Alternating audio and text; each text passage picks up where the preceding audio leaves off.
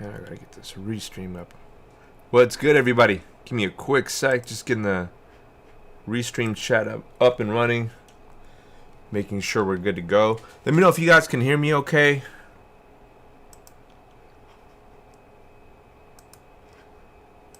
Restream doesn't want to... Of course. How would restream want to work when we need it to work? Alright, give me a quick sec, y'all. I'm just trying to get this chat up.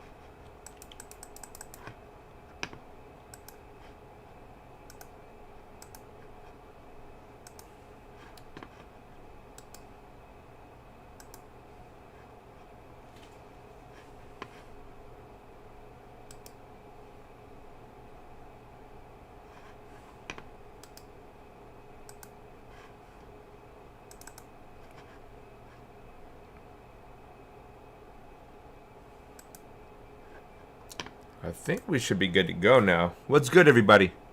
Let me just make sure the chat's up and running.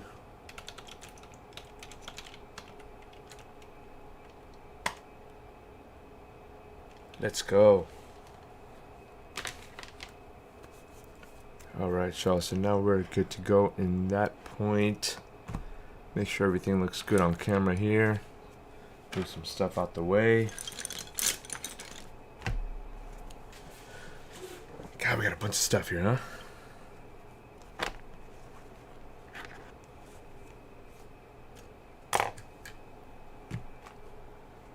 All right, and we're good. Okay, cool. I think we're live. I think we're good.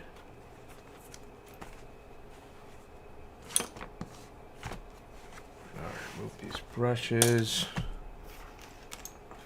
Laces.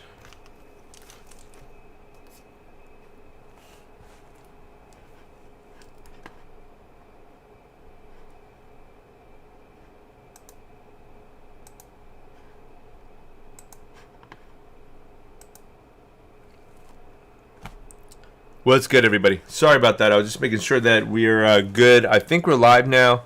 Just if you guys have a quick sec, say what's up. 5:30 p.m. in LA. Man, it's been crazy hot this last couple of days, but it's a good time to cool off and start to get these shoes finished up. I'm working on a pair of my own.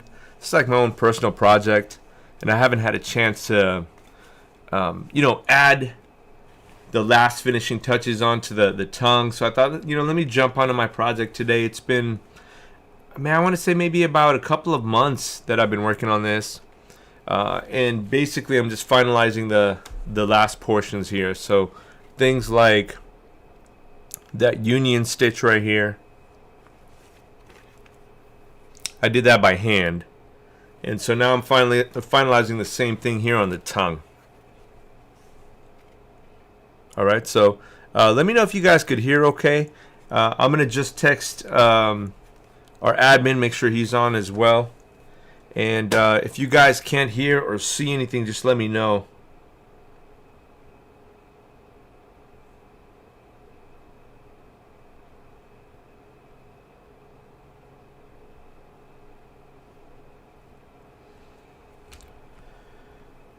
Oh, cool. Okay, Dialab, what's good, man? I was just making sure you guys could hear me. Let me know if you could hear me okay, man. I always have that same issue in the beginning of the streams, that we have issues with the sound. But anyways, let me put this mouse up. Oh, sick. Okay, cool. Now we got folks here. Yer. What's good, Punky B? Twitch is good as well. Awesome. Okay, I think both of you guys are on Twitch there. They changed the screen up on me a little bit, so it's a little... I'm like trying to adjust at the same time. So, pardon me for being a little bit slower than usual. But anyways, let's jump into it, man. I gotta finish these shoes up. As you guys could see, I've got one here that still needs to be like sewn up. So I'm going to work on this one after I finish up this whole tongue situation. This is what the actual inside is going to look like. It's going to have like an ivory color, exposed foam on the outside. This is going to be the next lesson I'm going to teach on Patreon to show you guys how to make a shoe look like this vintage kind of a style. Even the blacks here, you can see kind of marks of distressing. So I thought that would be a cool way to make these shoes. It's a little different than, you know, my usual. And I've just had this fascination for vintage kicks for a long time. It's hard to get like an 85 Jordan, you know, it's expensive. So, you know, I'm going to try to use my skill to make one. And if I'm going to make it, I'm going to make my own colorway, my own style. And so you guys could see like even staining of the whites. What it would look like if it was beat up for 30 years is what I'm really trying to go for. You guys could see the tags, difference in the tag.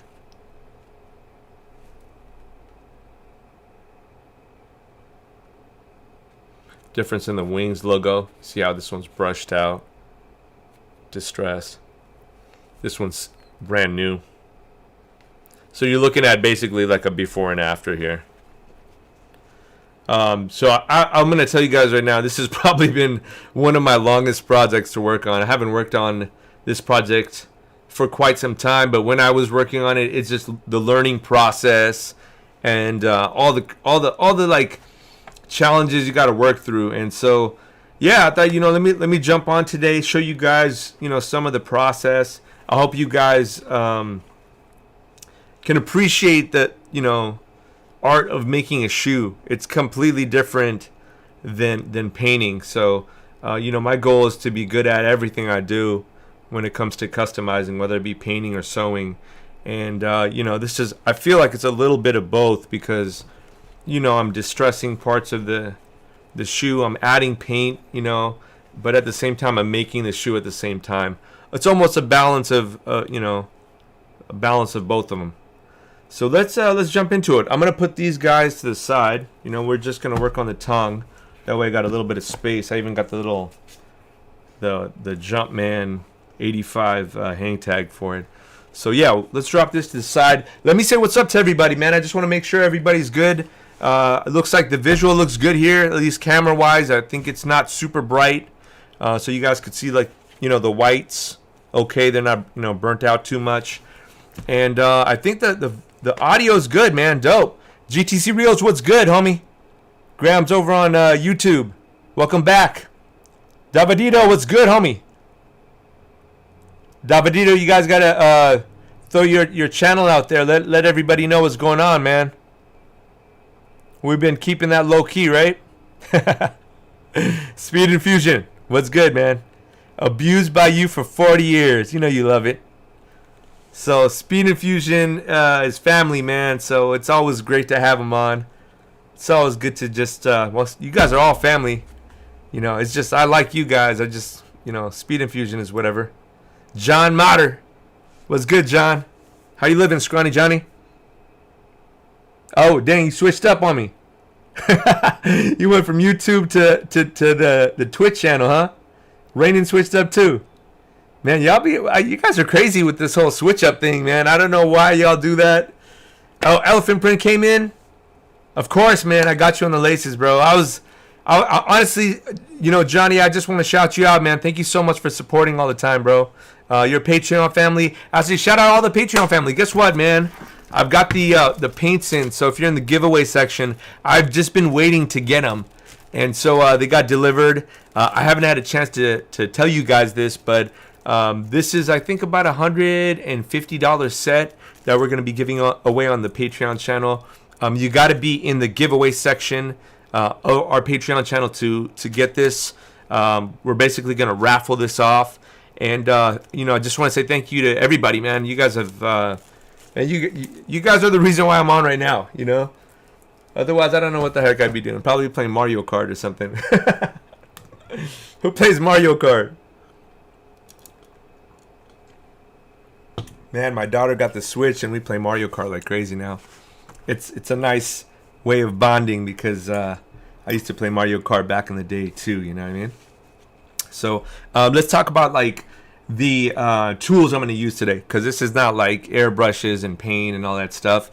I'll Oh, by the way, we're jumping into it at this point. I've got a little mallet here. It's a rubber mallet.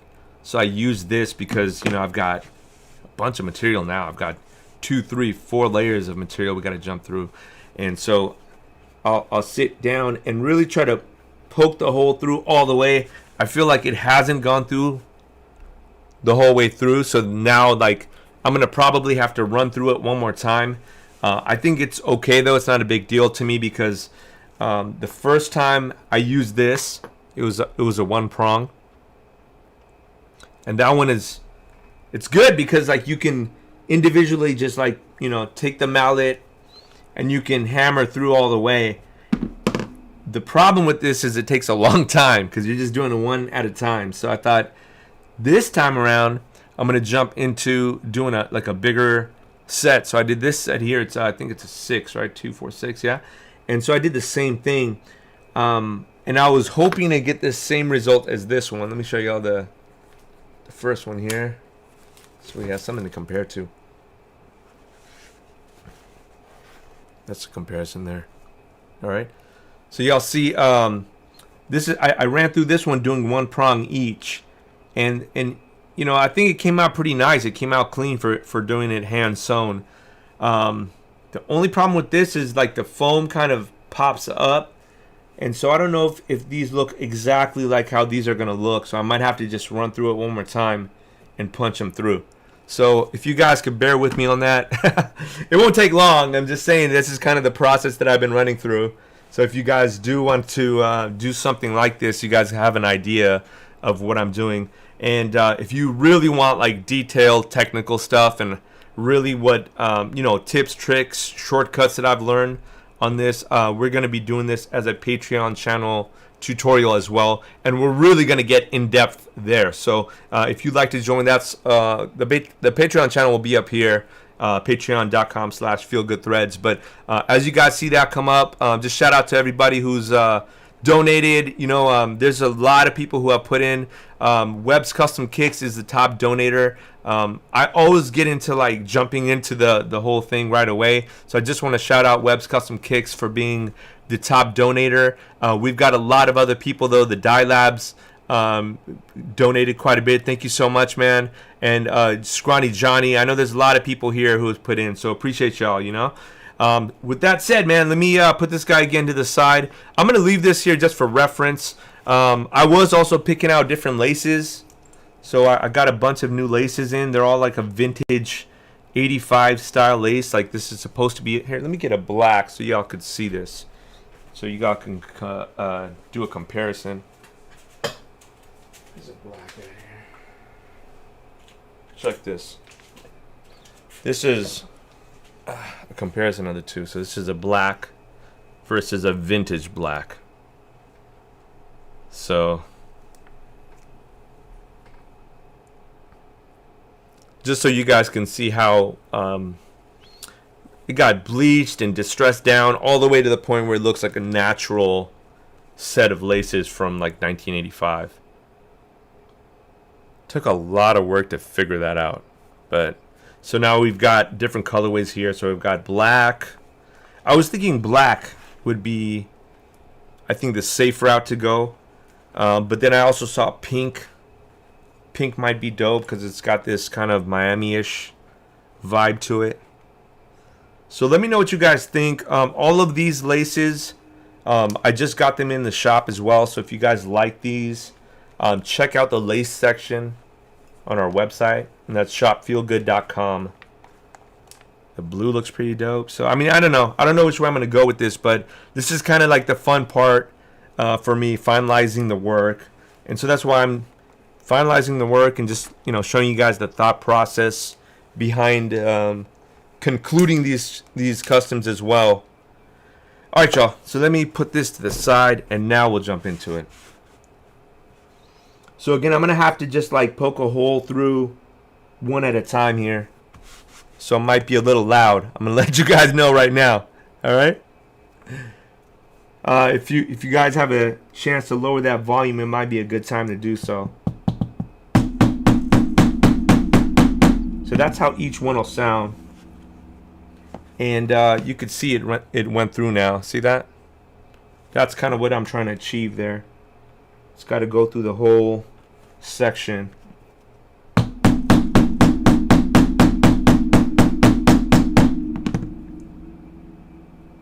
Oh, that one definitely went through. Okay, cool. So now I got an indicator, like it went through not only that, but it went through the cutting mat. So not that hard. That's why it's good to have a cutting mat, because it kind of takes the blow for you. So it's about 5, and it didn't go through. It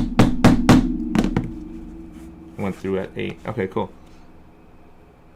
It's a good way to kind of keep count, right? Like 1, 2, 3, 4, 5, 6, 7, 8. Cool. So let's do about 8. 8 seems to be like a magical number, right? It's funny, I was oh, Speed Infusion. Thank you, man. Speed Infusion with a bitch here. Which I still don't know what the hell that means.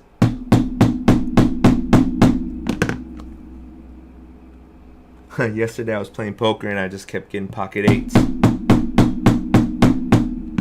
And flopped trips twice with pocket 8s. Pocket 8s are sneaky.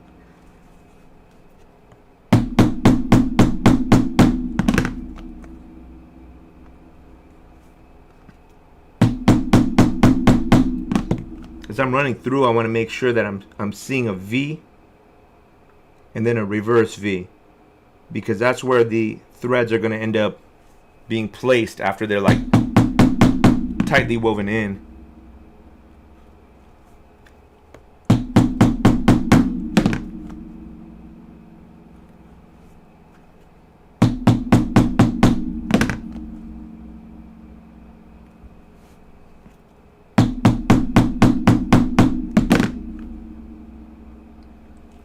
I'll check the chat in a sec, guys. I just don't want to lose my place. Probably have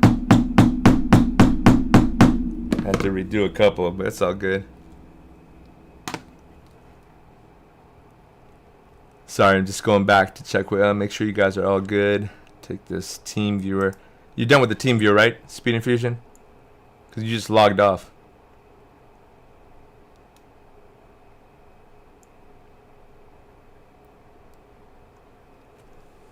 Oh, you got logged off of Twitch.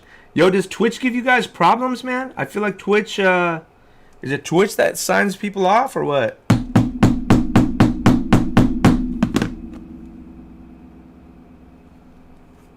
I wish there was a way to... Oh, damn.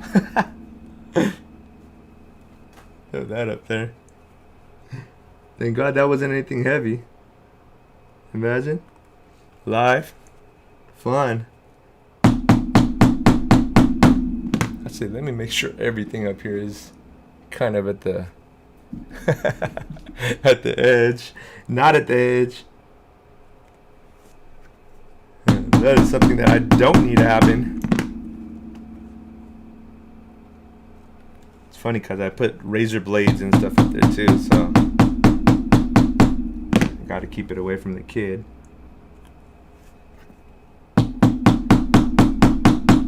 The kid will come and be like, "Daddy, what are these?" Holding all like 6 razor blades. Knowing him. So I gotta keep everything up high.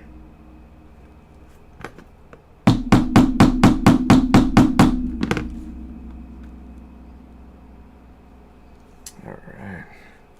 So I'm getting really close to this little lace loop thing. So I'm gonna just kind of hold it back. You want to try to be accurate too, you know, like as you're running through, you want these holes to be at least when you're hitting these holes, you want to make sure that they're staggered at every point, you know, so they should be going V, then reverse V, V, reverse V, all the way through. They should be zigzagging. So if you see that they're coming like too close to one another, like they're lined up, you need to sit back and figure out where you went wrong, because it should always be staggered all the way through, okay? Can you guys see that okay? I know this is a little hard to see because we're making little punctures here. By the way, this is a 4mm. These little chisels have an actual size. See that size right there? 4mm. If I get a chance, if I find the link, I'll send you guys the link if you need it, okay? Alice, thank you so much for liking the stream. Appreciate that. Alright, we're almost there, guys. I told you this is not going to be fun. But I'll tell you, this is a lot easier than just starting to puncture with a needle by itself.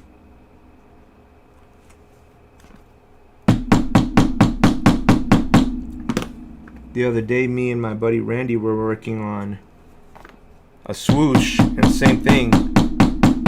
That was his idea, was to make the holes first.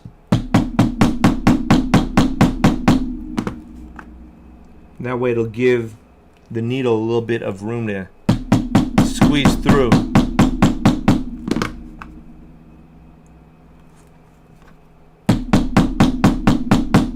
So I'm just going up and down just like you're going to be sewing. This is where the thread would go up and down to the next one.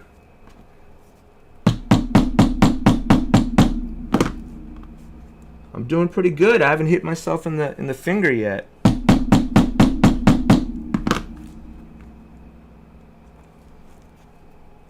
I really want to be on ridiculousness. That would be great. Be a great way to get on ridiculousness. Don't worry, I could still poke myself too with the needles. There's still hope.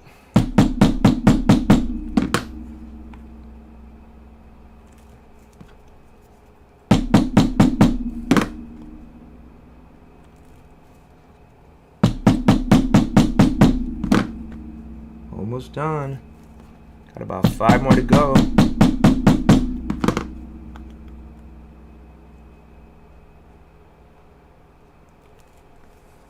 Don't rush at the end.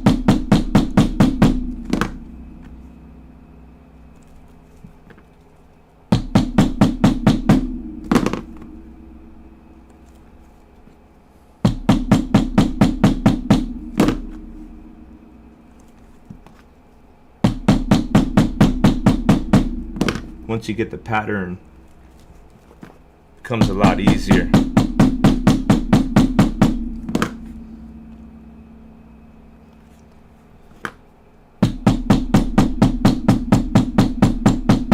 Alright, so I think that I ended it right at this line right here. That stitch line. Yeah, cool. Whew, man. There we go. Now we're looking nice.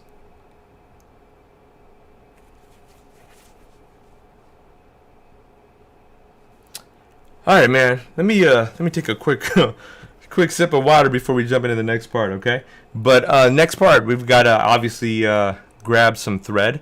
I grabbed this wax thread. Man, this thread is pretty dope because you can almost like play with the way it shapes. See how it shapes? Look. So I like that because once you need to do a zigzag, you can work on really cleaning up and moving the zigzag around a little bit before you tighten it up. Okay? So that's why I like that. I know that sounds kind of weird, but some thread is, if it's too thin, you can't really manipulate what the look looks like. On this you can. All right, so first things first, a lot of people have recommended doing like, and this is on just regular, if we were just to stitch it like this, like a straight line, they say to do about 4 times the length. So you do 1, 2, 3, and then 4. Now, we're doing a zigzag, so that's... I don't really know how to calculate, like, how much more I should add. So, so far, I've just been kind of guesstimating, and I always want to guesstimate over. You never want to go under. So I just pull out a bunch of this at this point. Because I've gone short before, and I just don't like rethreading and doing all that nonsense. It doesn't have a strong stitch as well. So let's try to get this line to be... I would say that looks good. I don't know. What do you guys think? Anybody have a way to calculate that? Let me know. Working on losing some weight? I think everybody is, man.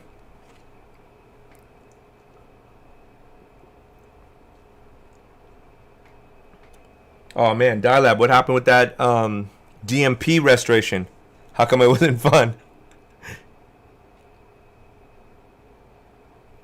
Twitch is good for you? Okay, cool. Works great. Oh, what's good? Got your 6? Scrap composite decking. I gotta look. Now I gotta check out what you're saying, Wade. I missed that part of the conversation. Okay, so this is where you jumped in when you said there goes the neighborhood for sure. How you been, Wade?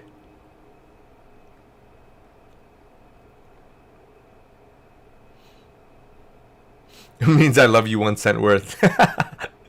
You should go to Lowe's or Home Depot and see if they have any scrap composite decking. Works great for underneath the punch. Hey, that's a great tip, man. Thank you for that. So go to Lowe's or Home Depot and ask, because I need to go to Home Depot anyways. Ask for scrap composite decking. Scrap composite. Okay, dope. Thank you, man. You always got some kind of gems, bro. I'll tell you. Okay, so you're using Twitch for the chat and use YouTube for the stream. That's crazy, but aren't you... Okay, whatever y'all want to do, man. Y'all confuse me so much. Oh, man. Space Jam pack for Scrawny Johnny. Oh, Speed Infusion. You don't have COVID, do you? Oh, damn. $10 for slamming my hand. That sounds like... Nah, it sounds like it's probably not worth it. Like... $12. Alright, y'all. Got 2 needles. I'm going to put these guys in. I pray that I got enough of this out. This is a part that I'm still kind of learning.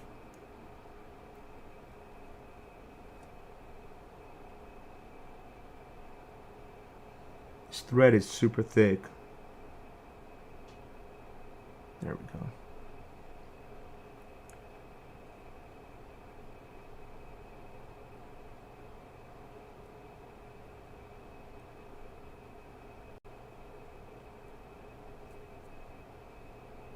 Alright, so there goes that side.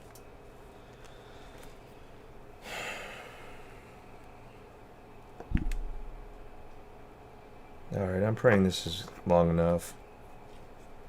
I just know this takes a long time, and it's probably because I'm not good at it. You know, I feel like if I continue to do this, that I'll get better, and I'll just, you know, it'll be second nature. You know, just like other things, like painting a panel on a shoe for you, or... You know that, right? Practice, and all of a sudden all the harder things don't become so hard. It's when you stop practicing. Like, I haven't sewn for a little bit, and I feel like I need to jump back on there. Alright, so that feels good. Alright, so let's find this thread. It's long, dude. Okay. And we're gonna start with this guy first.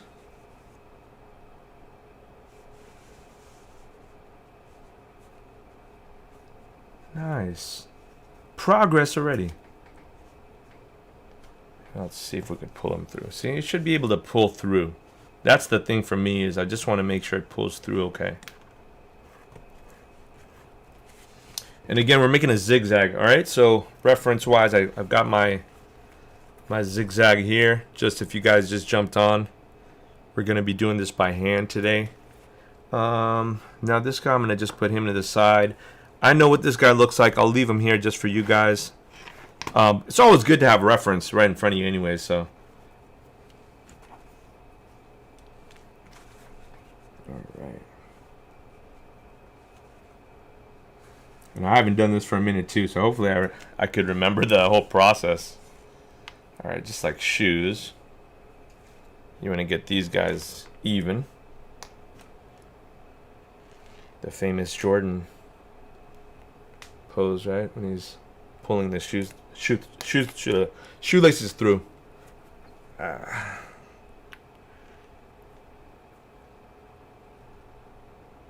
Separate them a little bit. There we go.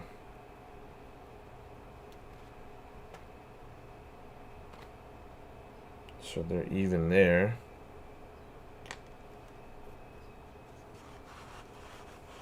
Pull that through. Cool. That's how you know you're just kind of evened out. You don't want one side to be too short. Alright, so now let's see. What do we do next? Good question. Let's weave this guy in. Alright, so let's look in the back, right? And now I'm looking. I've already got one step in. Now we want to get to that next step, right? So I'm going to take the back, and I could see that this is the top, this is the bottom. I'm going to take the top one, I'm going to put it through the bottom.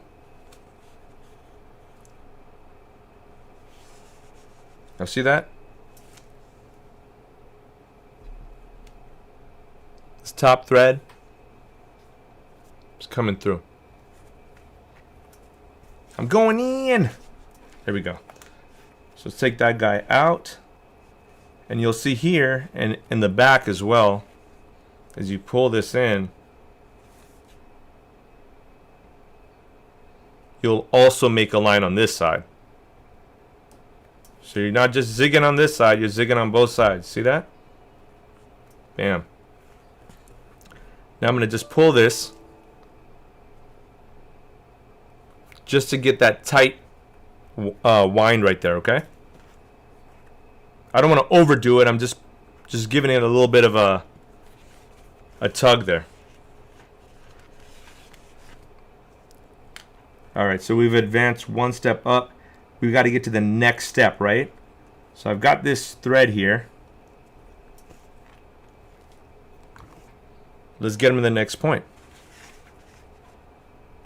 I'll be right here, right? Comes through. Just pull them out.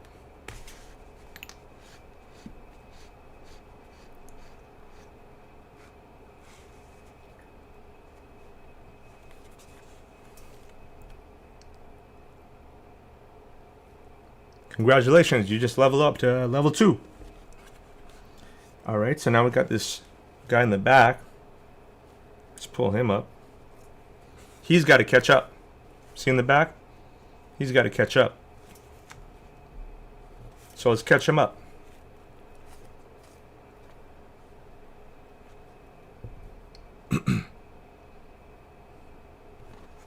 What I mean by catch him up, let's see this here. We've got one zig, it's got a zag, and you could see that this is the thread that's gonna need to be put through. And this is why it's important to get a big enough hole there.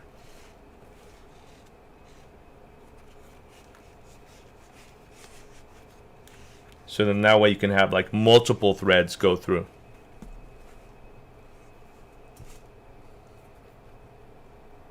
Got tangled up here, so let me just figure this out, guys. A lot of tangling happens for me, so I'd still gotta be very patient with this. And especially when I'm on camera. Usually I like to have this more spread out, you know? So you'll experience that. You gotta just be really methodical. I don't even know how I just got into this situation right now. That's how crazy this is. Alright, so I got one out here. And I think this is the one that's going through. Yep. See? Bam. So now we got a zig and a zag. Cool? Good on that side. Let's tighten it up. Come back to the front.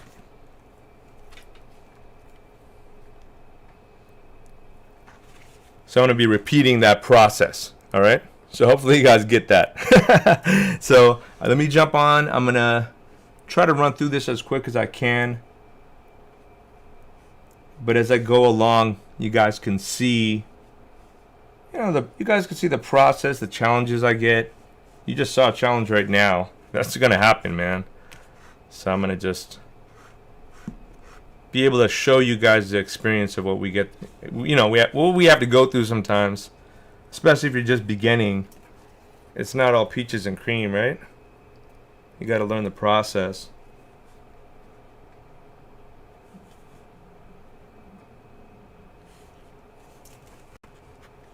All right, so let's see here.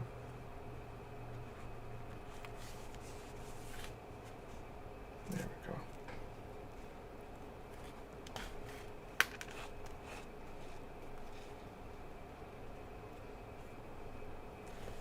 Funny thing is now we have a timer. I could see how long it takes me to do this. I know for a fact I've improved.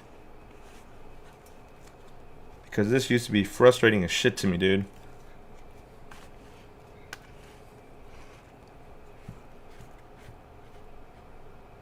So there is that silver lining.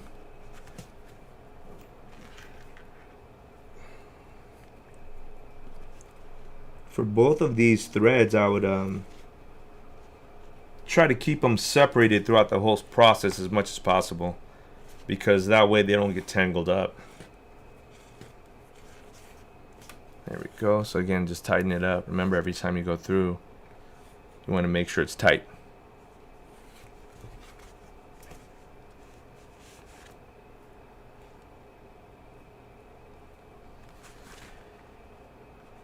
The other thing that was confusing for me at first was just learning the pattern. How, like, which needle to put in at what time, at what point, it gets a little confusing. So if you run through that and you're just confused, you just got you got to understand that it's going to be confusing at points, and so you're just going to have to take the time to figure out which thread needs to go where to fix it. There's no easy way, so that's why I say try to stay organized. If you're working on the pattern, you want to try to give yourself enough time. I think time is the biggest thing for me. Was you got to give yourself enough time to get a rhythm going, because once you get that rhythm going, you'll start to knock this out a lot quicker than you would if you take a break and then come back to it like a week later. You know what I mean? Even right now, I bet you if I had, notice how slow I go here just to make sure. There we go. Even if I had jumped on this tongue like right after I had finished this first tongue, I think I'd knock this out in another 10 or 15 minutes faster. But it's all good, this is all learning. It's a process. Constantly learning.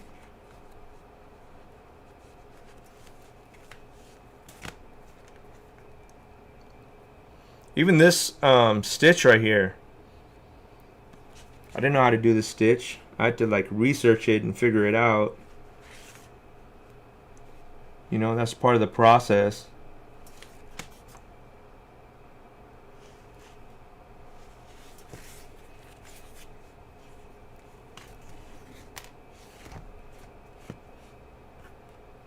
There we go.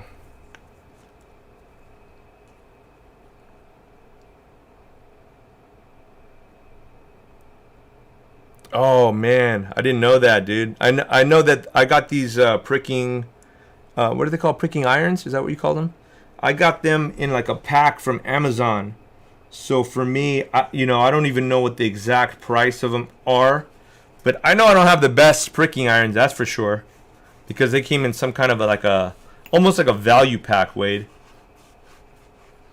But as of now, they're doing the trick. So like, you know, if they're doing the trick, I'm not gonna hate on them. All right. So now this is what I meant by I like the fact that you can move these around a little bit. See here, before I start tightening things up, or afterwards, I could still kind of form them.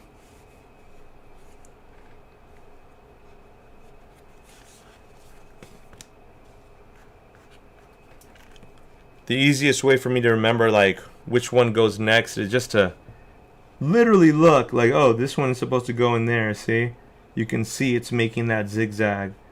So if you ever get lost, that's probably the best way to start. And then I know that this one, since it has to go through here, I like to pull this one away a little bit, so then that way we can kind of get in the same hole, see,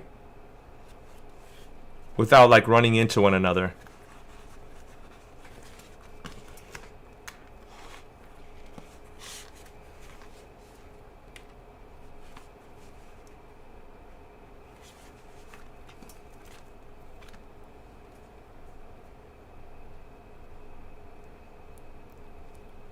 Y'all see that?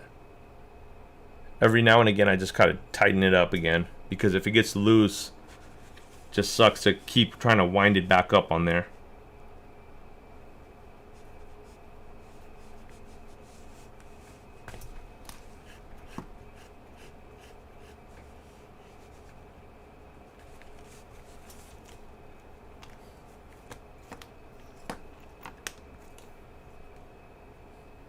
Same thing, other end. Sneaky Reeky, what's good, man? Sneaky, you know you won the last time we were on. You won the sunglasses, homie. I think you had just jumped off. So glad to see you back. And we got some sunglasses for you, bro. Davidito, this is like a wax thread. I believe it's, man, I want to say nylon or polyester. I got to double check, though, man. So if you want, just DM me, bro. And I'll try to find the link for you here. Over here, I punched it twice, so I got to be just careful with where the exit point is here. Usually you don't want to punch it twice. You want to try to be accurate, but this one kind of went offline.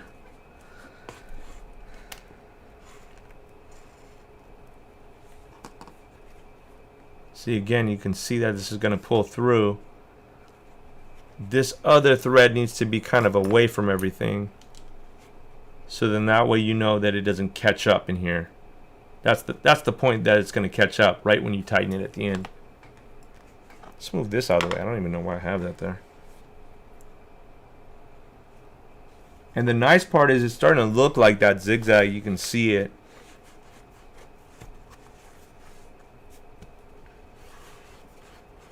It's nice to see progress, right? Anything. It's more motivating for me.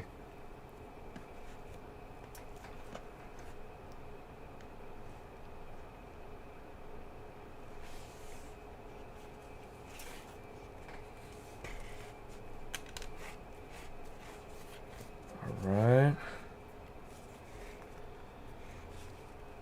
See here?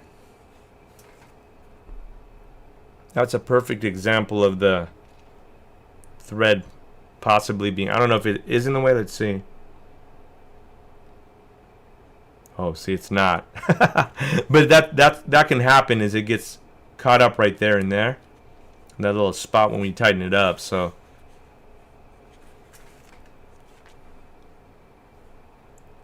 Yeah, no worries, Sneaky Ricky.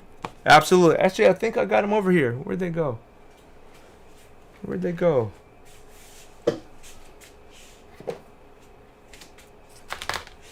Here you go. So you got two different ones. You got to choose which one you want. This pair here is, I think, like an all black. Maybe an all black? Maybe it has color? Let's see. Oh, okay. It's got a gold tint to it. And then this one right here, Sorry guys, I just I broke out sunglasses all of a sudden, but Sneaky Ricky won these sunglasses last time. So let me just let him know what he gets to choose from. White sunglasses, blue tint. These are both made by Gooder, guys. So shout out to Gooder, man.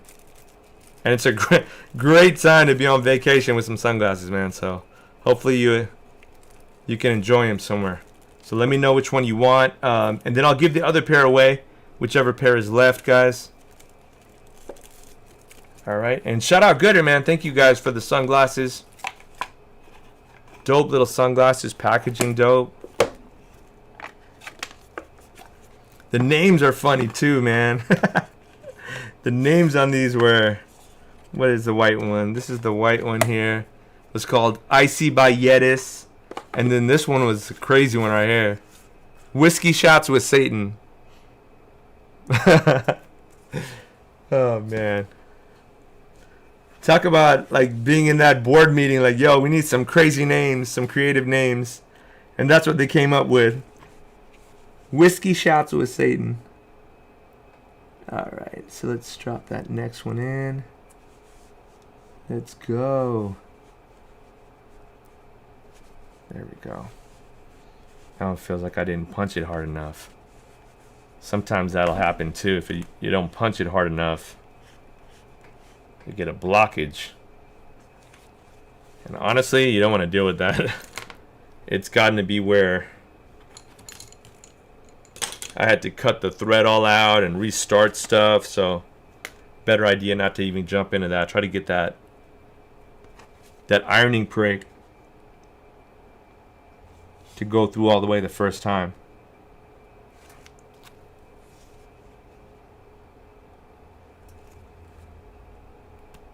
Bro.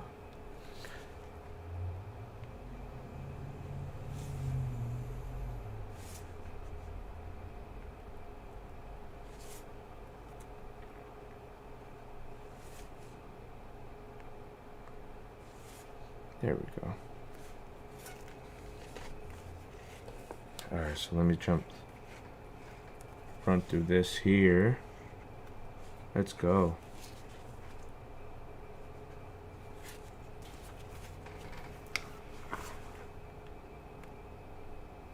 It's pretty close.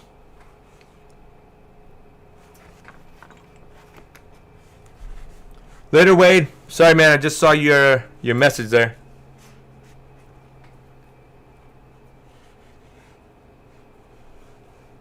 Black it is. Got you, dog. DM me through Patreon if you don't mind, bro. And send me your address. I'll take care of you.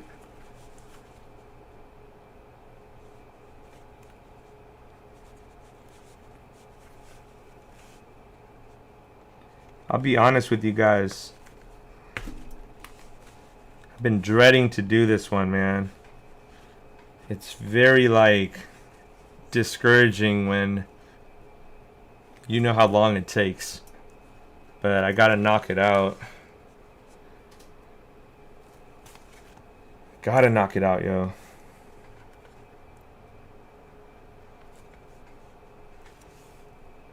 The thing that I have that drives me is knowing that, you know, I made it by hand.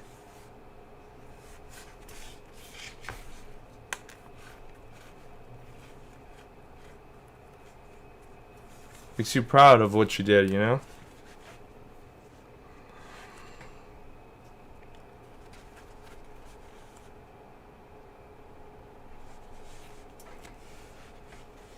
There we go.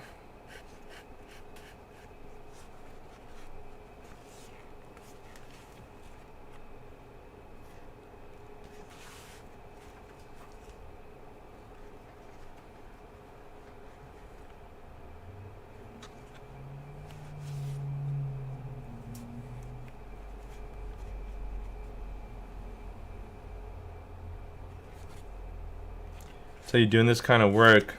It makes me really respect the people who are cobblers and artisans of shoes, man. This is not an easy process. And imagine I'm just doing a tongue today. It's like there's people out there who are making the whole shoe from scratch, including the soles. Incredible.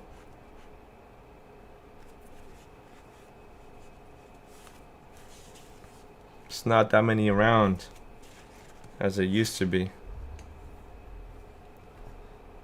because we now consume just stuff that's mass produced, and we throw those things away that we used to refurbish before.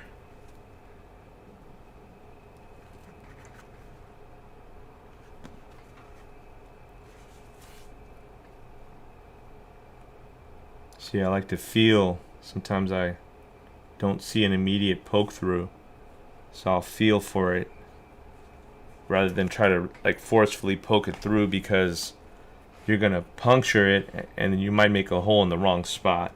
So never like really push through until you're sure.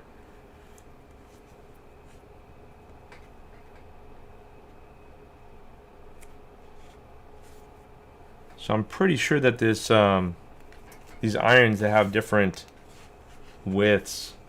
Cause I feel like this one might be just slightly too tight for this. I would have liked it to be a little bit wider. Maybe that's just me being picky.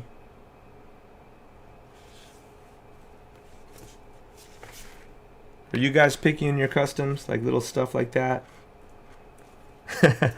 Or is it just me? I'm always so picky about little stuff. It's like I envision it a certain way and I want it to look that way.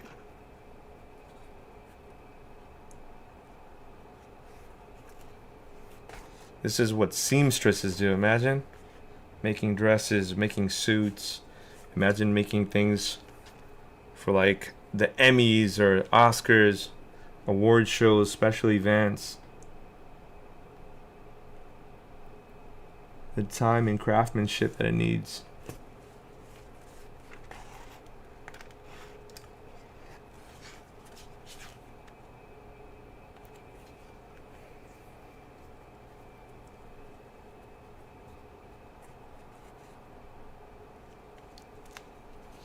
Always watch for that needle. When it goes through, you want to watch your finger. I pricked myself so many times doing that, man. It sucks.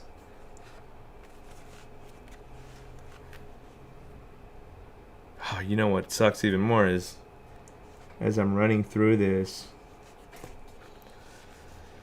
I'm starting to worry that this might not be enough thread.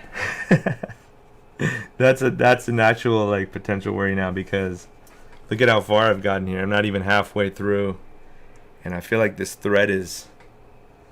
I'm running through this thread pretty quick. We'll see. I mean, if it does, then just gotta fix it. What else can I do?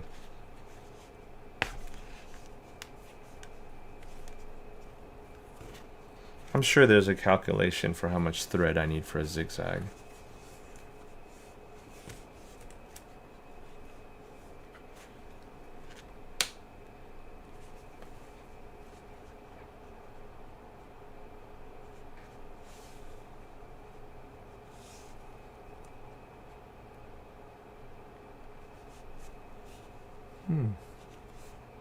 That's interesting. Why did this come through here?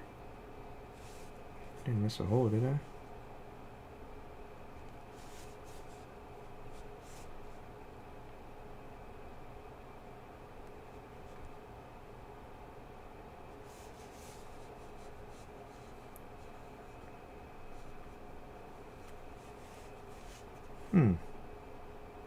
This one looks like really far away. Oh, I see what happened. Okay. So it poked through. Now I see what happened. Okay. It just poked through the back end a little bit funny that time. There it is. I'm like, why is this one so far away? It doesn't make no sense. I don't think I punctured a hole in that one, but this is a great example of like when the thread gets loose. If it gets to this point, you definitely got to make sure it gets tightened up.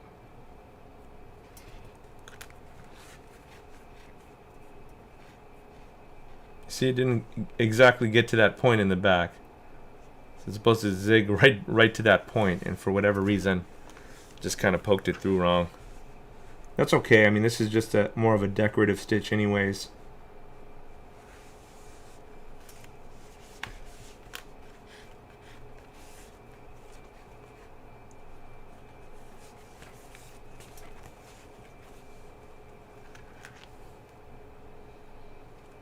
I think now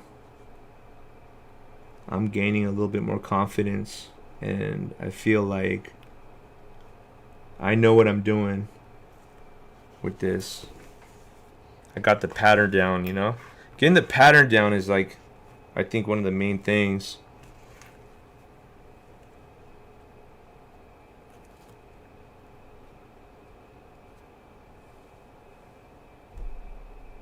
Look.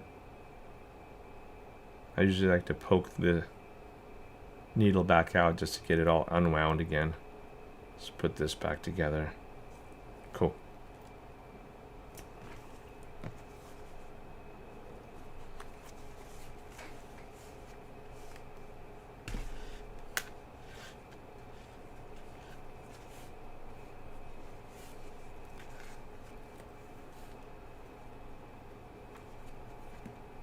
Check this one too.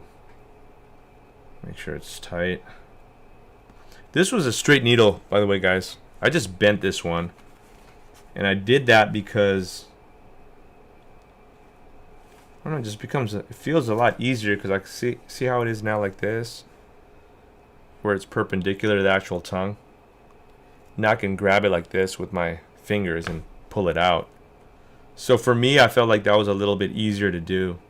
Uh-oh, what did I do here? Try to teach y'all a lesson. I messed the whole damn thing up. Alright, let's see what I did. Ah, no! Yeah, we're gonna have to reverse that. I pierced through the thread, the other thread, so I'm gonna have to try to reverse that step back now. If I can, if that's even possible. Let's see. That sucks.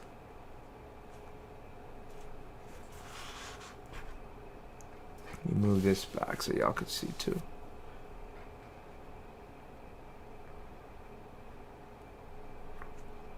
Alright, so this is a spot that needs to be reversed. But since I pierced through that, now the hole's like not large enough to let me reverse back out. So I'm gonna have to try to, believe it or not, make the hole a little bit bigger. Stuck my needle through it, and let's see if that'll work. Okay, that's pretty close to working. I got a little, there we go. Sick. Woo, that was close. That was close. Why is this thread even like this? It should have been tightened. I'd have forgotten to tighten it.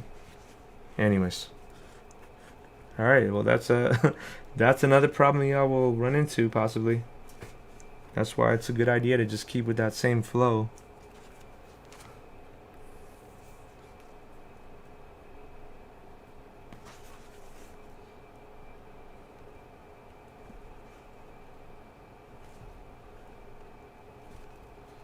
Let's see.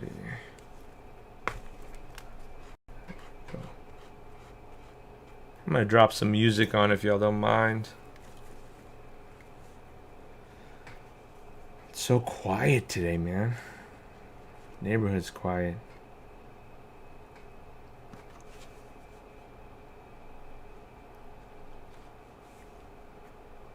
Where are we at with this?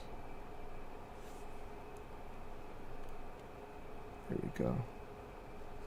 That's usually my biggest challenge there, is trying to find where the holes are. Usually that'll happen because you have like a bunch of foam in between. So as you pierce through,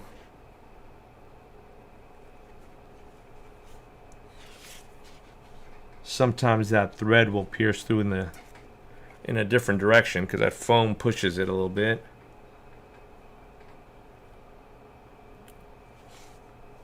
But usually we're good. Let's see how this one, because we got the tongue there. Y'all see the tongue? Oh, I just barely got it. Check that out. cool.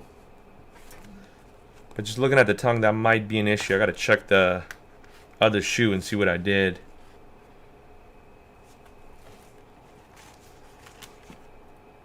I'm sure it's gonna be hard to see that. Oh, you barely missed it. Okay. So maybe we can just trim this up a little bit. I think that'll be the better way to go.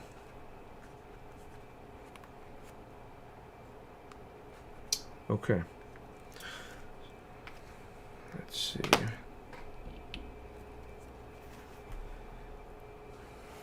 Alright, I'm eyeballing that. Seems like something I could do.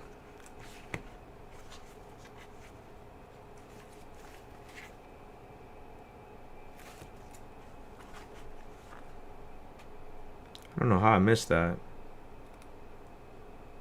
Happens.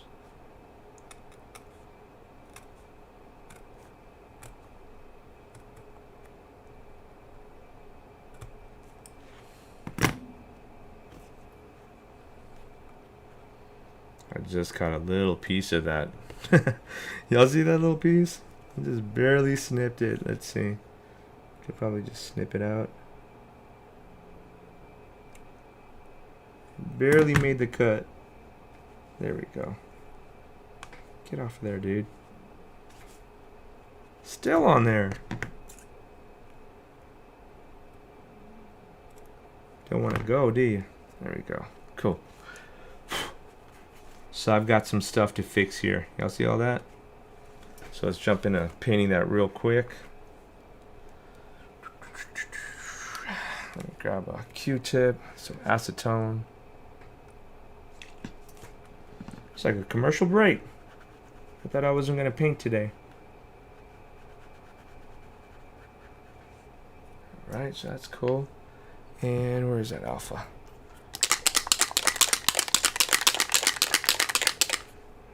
Alright, need a little dish. Couple of drops. Maybe a drop will even do. Let's try that.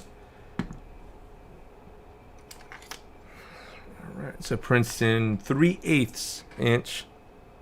And I'm jumping on that because it'll just cover real quick.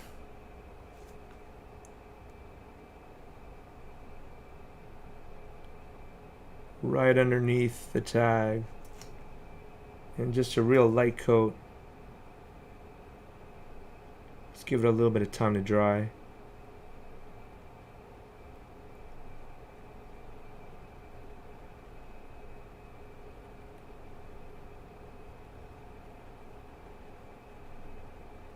There we go.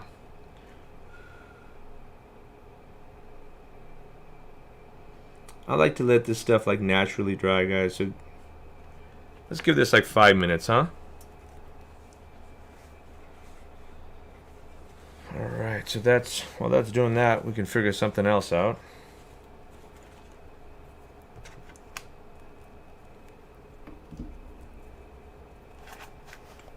Alright, I'm gonna move some of this stuff out the way.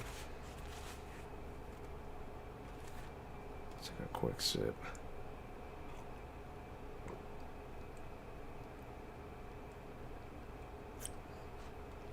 Oh man, that was good.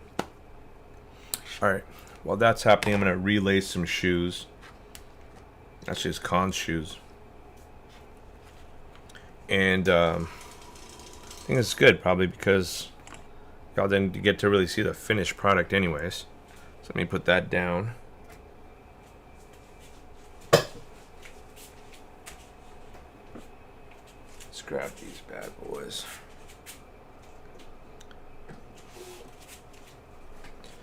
All right.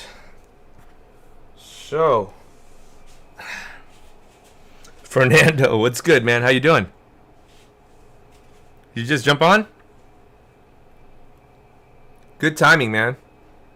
I was just gonna lace some of these Wu-Tangs up, but we'll jump back into this in a minute. So if you just saw, I just painted underneath the little tab here, so I'm just waiting for it to dry. Let me put that in front of a fan, actually. Let me move these guys out.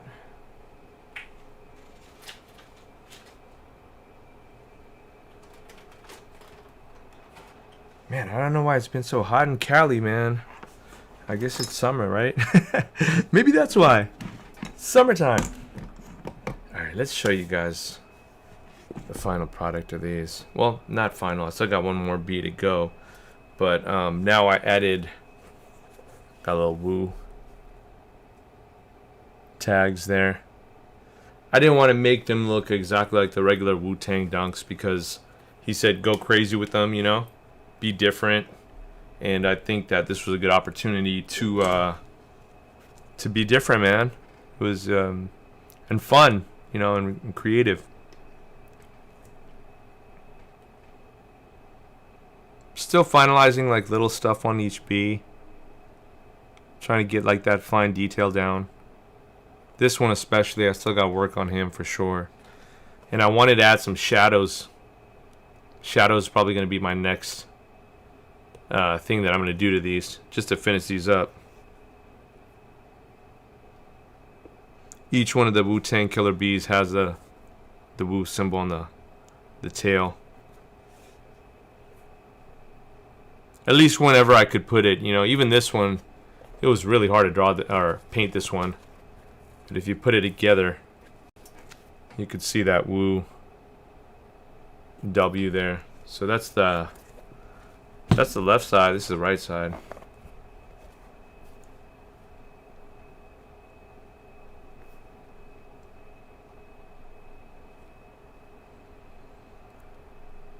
So yeah, let me finish. Well, why don't I just jump on this, man? I gotta jump on this anyways, and I think you guys get a good understanding of what I gotta do. Oh snap! Oh snap! My bad, Joe. Keyboard's over here. Keyboard's always in the way, man. I swear. But yeah, this is put together. You'll see that there's supposed to be a swarm of killer bees on the shoes. You know, so I'm gonna lace these guys up. Let's lace them up real quick, and then I'll just do a little bit of detail work just to finish them all off for you guys. Again, this will be on the Patreon channel as well, guys. All the tips and tricks that I used to get really detailed print. Eventually, I want you guys to be able to get to like a portrait print, painting famous figures and stuff. But this is a great entry-level way of understanding and learning the process of making detailed designs, you know? Because of the fact that they're bees, you know, there's no exact look to a bee. You can manipulate and change them around a little bit and still have them look similar. So, yeah. Let's lace these bad boys up, man. I was contemplating whether to put these on.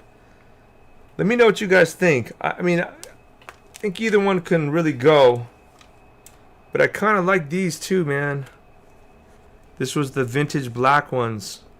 Just because they've got this like yellowish tone to them. You know, almost like a beehive kind of a look. Versus the regular black ones. So I'm actually torn on that.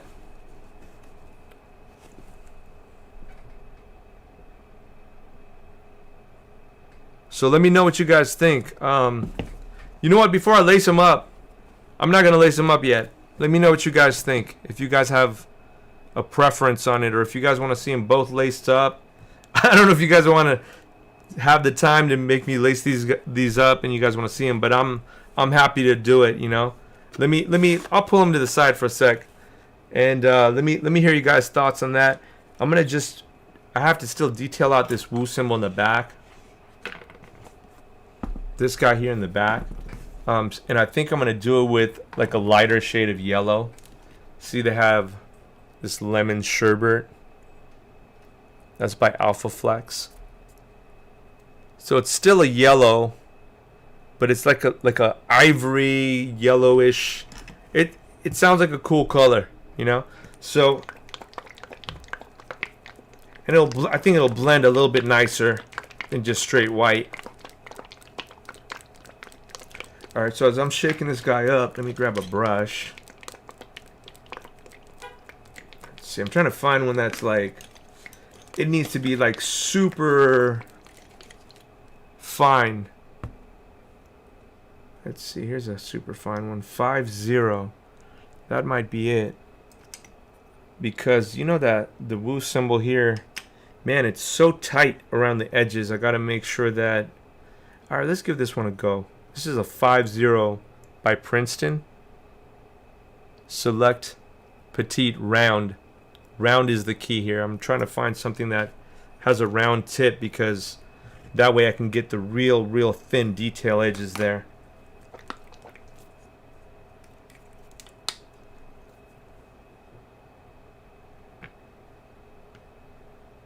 Okay. I guess I left dry paint on that before. It just fell off. Uh-oh, where did that go? That thing like unraveled onto my desk. Awesome. Awesome. Alright, let me just take that off real quick. I don't want to get all tagged by yellow paint.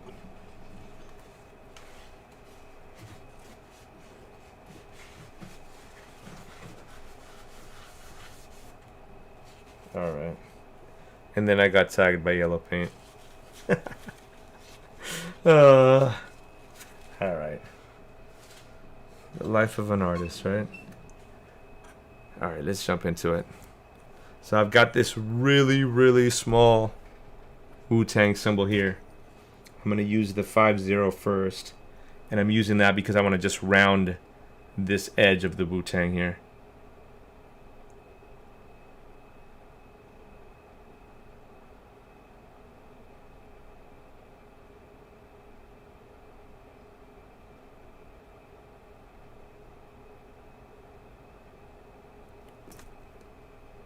Before this, I used Alpha Flex white.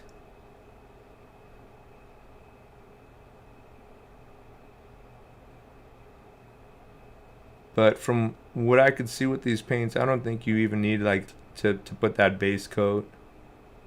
I think you can just paint this with the yellow here.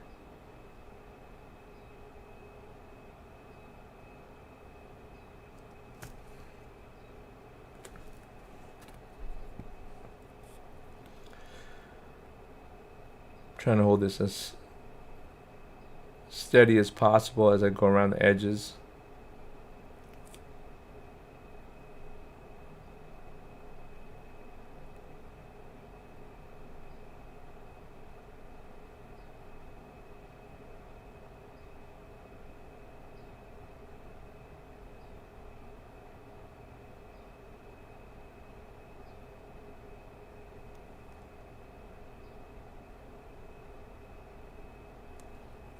Any of you guys watched the finals yesterday?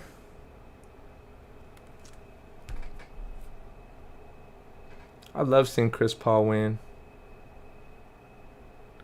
Love seeing him take over too. I feel like it's been a long awaited journey for him. Absolutely deserves it, man. So close, right?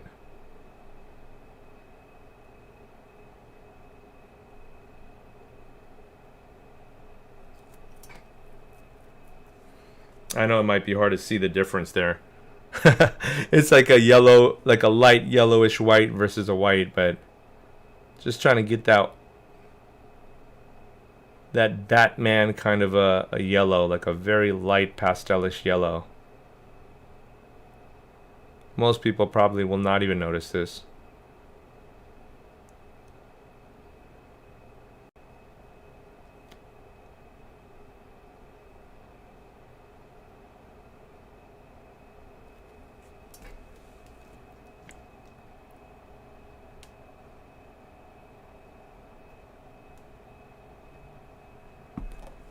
Alright, so now I'm going to jump into the actual light here.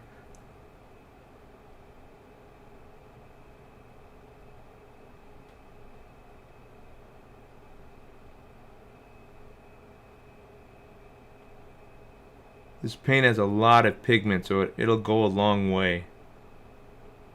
So I'm just going to try to use a minor amount. I don't need to use too much.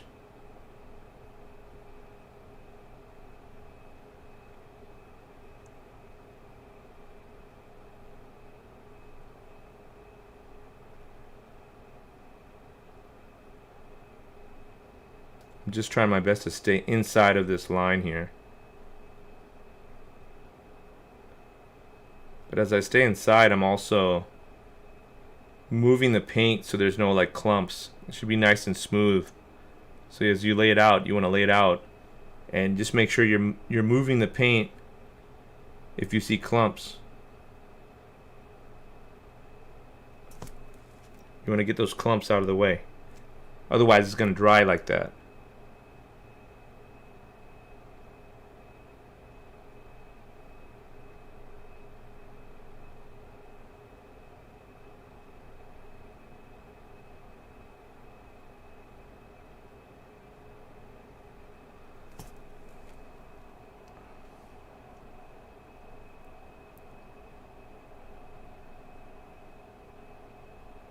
Oh, Fernando, are you a Houston fan, bro?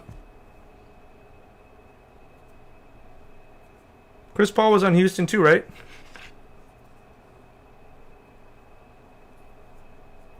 Oh, maybe Harden. I've got my opinions about Harden. I think Harden and Westbrook are amazing players. It's just very difficult to play with them because they're very ball dominant.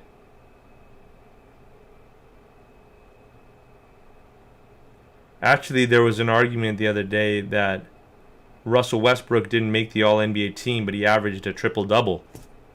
Like, how do you not make the All-NBA team, but you averaged a triple-double, which is like an amazing accomplishment?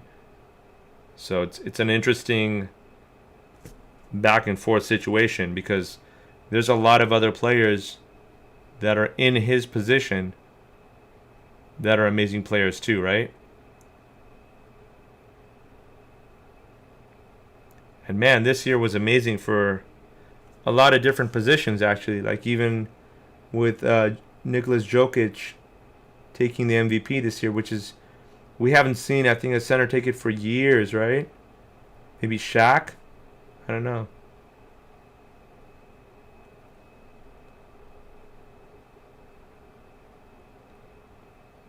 I don't know when the last center was.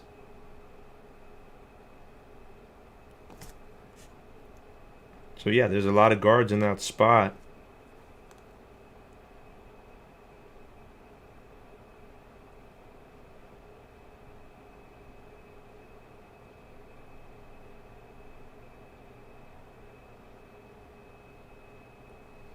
Whew, getting down to that detail here at the bottom, man. It's a really, really, really thin line. And I'm just trying to get it right in between the black lines there. So I've got a little bit of cleaning up to do. I did a pretty decent job, but I think that the black pen lines, you guys could see that I've painted slightly over them. So I'm going to go ahead and let that dry. I don't use the paint right away. As much as that this really, really bugs me, it itches me right now to death. But what I try to do is I let it do its thing. I let it dry. Because otherwise it's going to clog my pen, and then I get even more frustrated. So let's, just for sake of knowing that, let it dry. If you're using a pen, a lot of people use paint brushes to paint the lines in. You can do that too. It's just a matter of preference, right? So what else we got here? We got a little bit of, well, most of these guys are pretty much done. I put a lot of hours into these little bees. So I'm going to put this one to the side. Time is 6:49. I'm probably going to sign off today, guys, at around 7 o'clock. So let's give it another 6 minutes, man. Let's see what else I got to detail on the other shoe. Because I know I've got another panel or another bee to finish this side up. And I'm thinking to do him like right about in this little section here. So yeah, that'll be the last one that I'm going to use. And then I could lace these guys up and put them away, send them out. I'm sure he's going to be excited about this pair because he's a big Wu-Tang fan.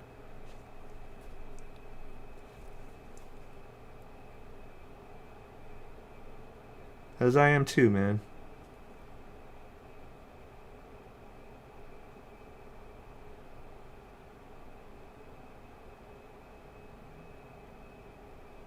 Just adding a little bit of color to this bee. I feel like he's a little dark.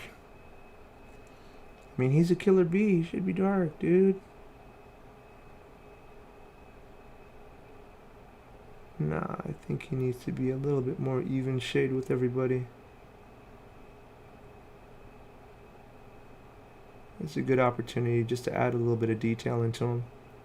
I've already got the brush out anyways, right? Got the paint out anyways.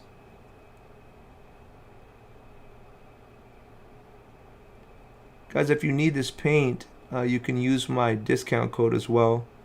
The discount code is, once you get to Alpha, it's Alpha 6 Corporation is the paint, guys. And my discount code is just the code is FEELGOOD. FEELGOOD altogether. So if you guys wanted to pick up some of this paint,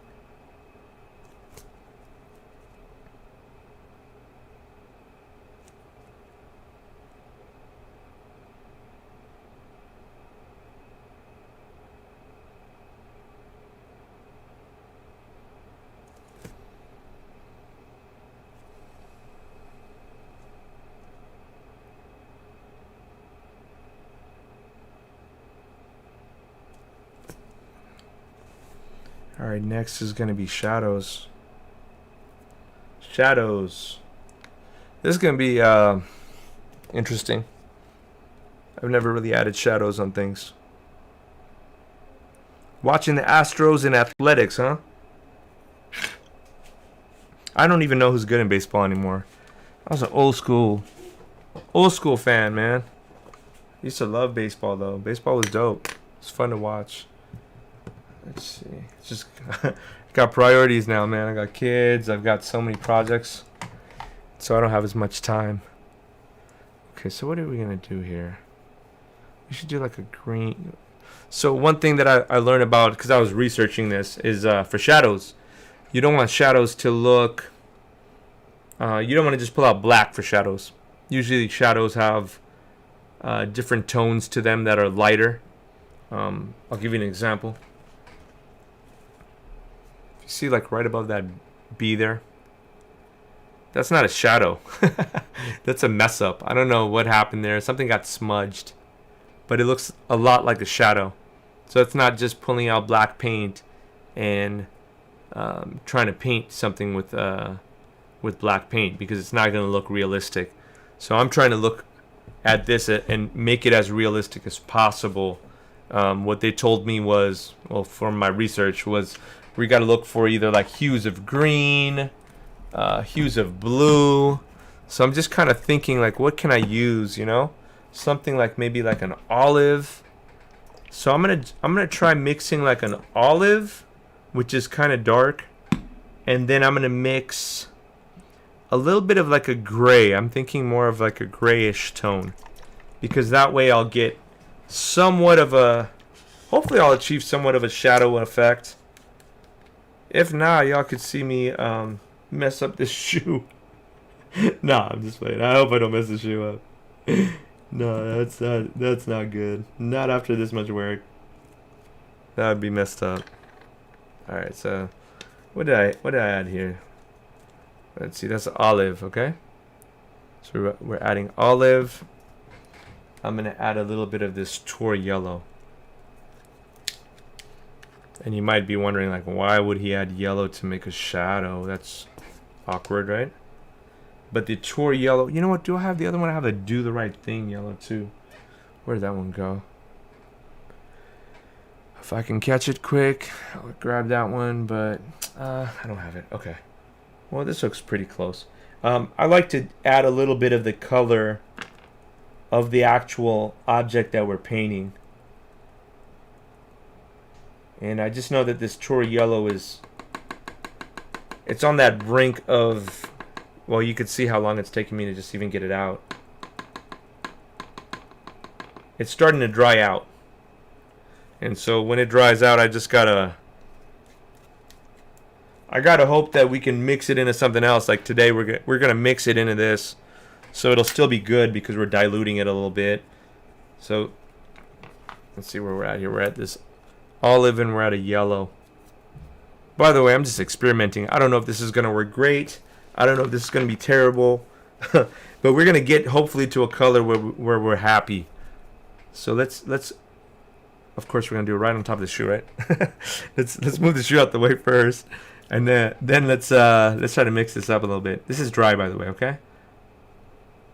And I'm gonna mix it more towards the yellow side on purpose.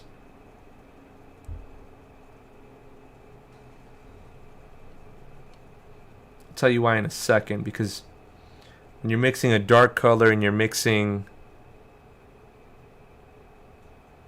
a light color, you don't need as much of that dark color to make an effect.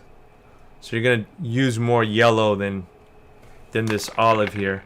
And that's kind of reminding me of what a shadow would look like on a yellow shoe. Does that make sense? It would be like a yellow color with the overshoot of gray on top of it. So I'm gonna try that, and if it doesn't look good, I'm gonna probably have to wipe it all off, and we're gonna have to come back and remix this. Okay? I do want to add one other color, if I could find it. Let's see if I could find it. And that was like a taupe. It was a gray taupe. Let's see, and I know it's around here somewhere. It's just I got too many freaking paints, so it's not easy to find anymore. Okay, if I can't find it, we're gonna just have to run with this. I'm sure I'm gonna find it last second. Let's see, gray. Is it around here? No, not there either. Okay, let's try this out.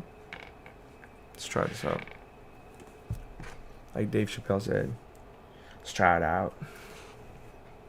Okay, so I'll try to act like it.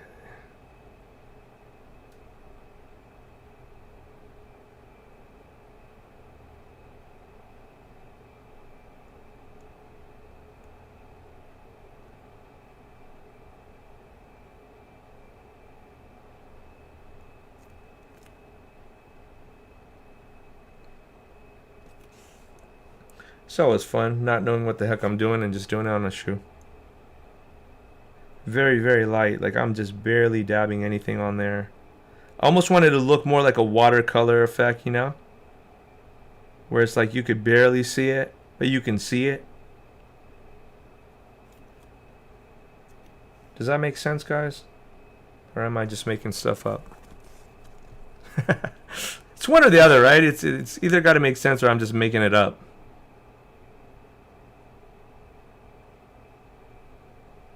You'll see how like I'm not exactly defining the edge of the shadows in all the spots, just in certain spots.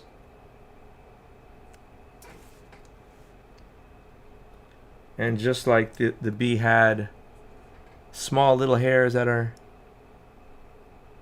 poking out, you gotta have small little hairs poking out.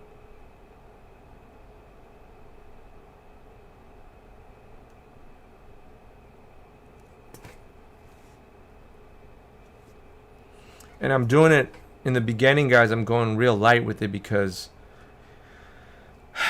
I don't know what I'm doing. I'm just trying to figure this out, you know, like it could be something that I at the end think, oh, that didn't look so great, and I might just get some acetone and erase the whole situation afterwards. But hopefully we'll get somewhere to the point where, because I don't want the shadow to overpower the actual bee. It should really look like it's just behind the bee. Does that make sense? So Fernando said the shadows are going to look nice. Thank you, man. I appreciate it. I mean, that's if I can get the shadows right, because the other thing about shadows is positioning. You know, positioning is it's key. Right now, I'm positioning this bee to look like it's literally against the surface of the shoe. And there's a light that's pretty much hitting it straight on or from an angle, because whatever is happening here, the light is hitting the bee and the bee is covering some of that light up, and that's the shadow that you guys can see that's behind the bee. All right, so depending on where you'd want that light, if the light is hitting, for example, hard here, let's say it's coming here, then the bee should also have lighter edges on its face, right? And any little spots in this little section here where light's hitting harder, the B should also be, the B should also have lighter tones in that section, even though you know that the hair on the B is exactly the same color. Does that make sense? So with that said, I'm going to just keep running into the rest of the shadowing here. I like the color. I think the color looks cool, you know. So I'm going to just keep going with it. And what I'll do is I'll just lay out, you know, little spots. If I feel like might be a little bit darker, then I'll go back in, like for example, like this wing area here. I could put a little bit more emphasis right behind that wing, just because right there should be a little bit darker, right? It's like the back end. It's the back end there of the actual body. What else do we have? We have other spots, right? We've got spots like his leg here. So I'm going to put the shadow behind and imitating exactly what that leg kind of looks like.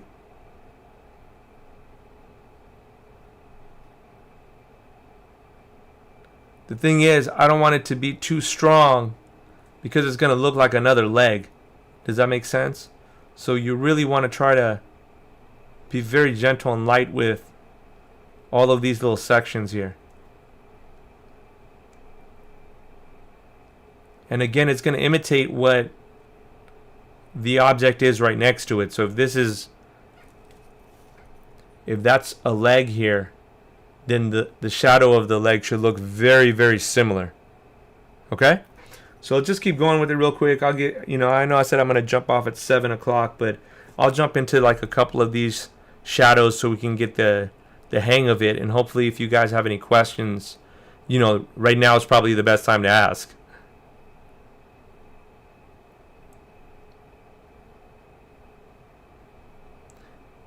You can have shadowing on the front end as well. It's just going to be lighter.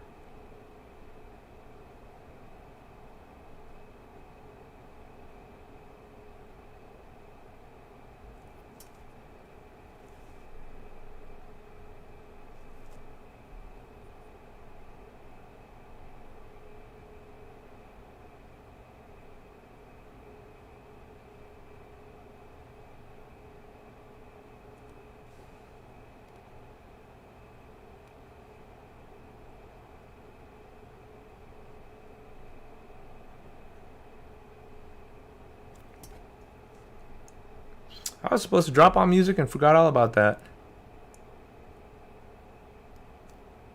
Oh well, next time.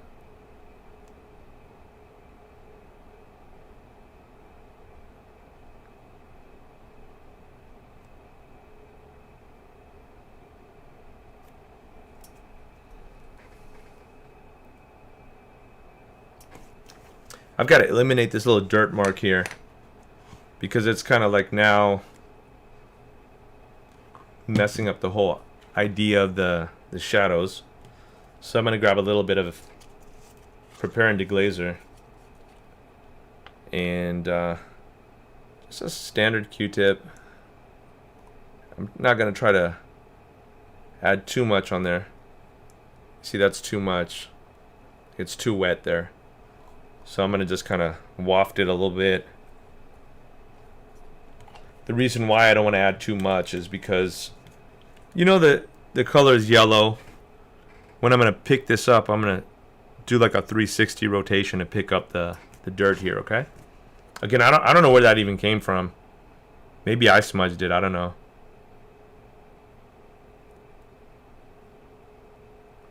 But you see, I like the way it kind of like comes off. Meaning like it has this fade to it.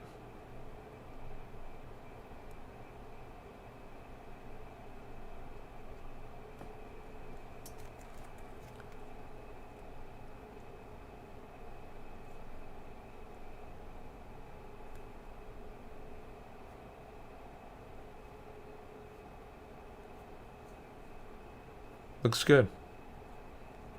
Back to stock. Cool. Alright, so that's a little gem for y'all. You don't have to paint stuff all over. Let's get into another bee here. Got this guy right here. Okay, so let's think. I think his shadow is going to be, like, for example, if this light is consistent, right? If it's going this way and we've got a shadow going to the back end of this bee, then we should have a shadow going in to the back end of this guy too, okay? So let's go ahead and move this paint over to the side so I don't tag myself, which I will, promise you. And just do one more bee. How's that? If you guys have questions about this, please let me know too as well, you know? Superman Lover, what's good? GTC, thank you, man. I appreciate it. I just saw your comment there saying looking good. But yeah, giving it a different dimension is exactly what I'm trying to achieve here. So now here we've got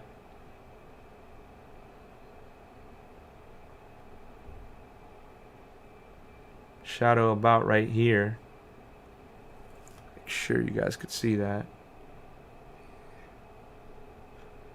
And just note, guys, I don't have a lot of paint on my brush at all. I'm barely tapping it.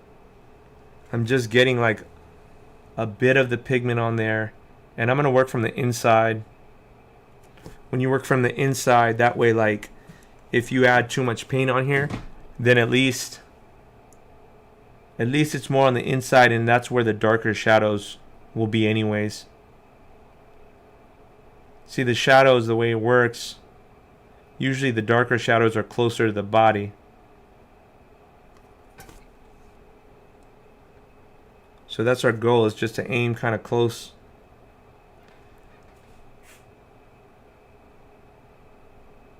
And then disperse it out afterwards.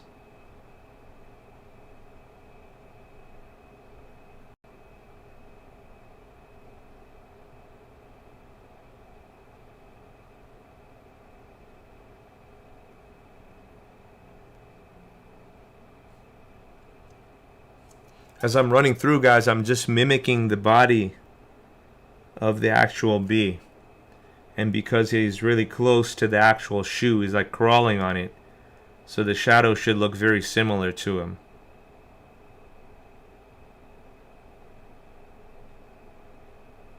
In other words, if you can draw it once, you're about to draw it again.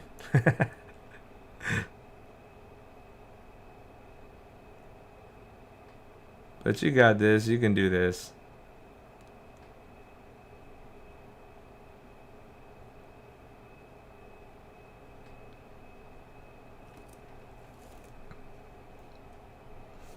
Might be hard for you guys to even see the shadow on it.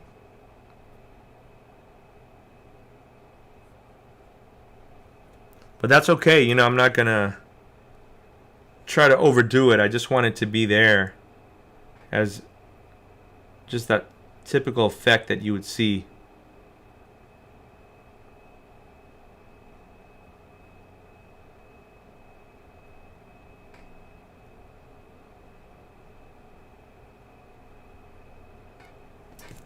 Alright, so now this brush here has got a lot of gunk on it. I'm going to just clean it off a little bit. It's important when you're using like brushes for detail work that you try to keep the tip clean and you try to keep all the hairs in one direction, because a lot of times when you're trying to paint a straight line, this brush will be no good anymore if you're not taking care of it. There we go.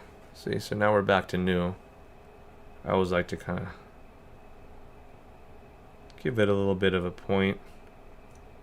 Alright, so let's jump into it again. Again, just grabbing a little bit. I think we got a good mixture of green and yellow here, because it looks like pretty close to like that shadow that you'd see. If anything, I would add maybe a little bit of gray. But other than that, I think that we're pretty close.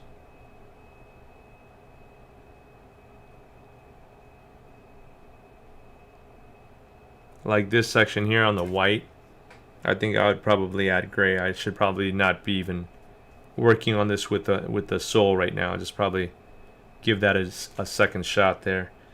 But yeah, I could just knock this little section out here. And then for the gray, I would probably, I mean, for the white there on the bottom, I'd probably go with like a mist or something. A mist is a very, very light gray.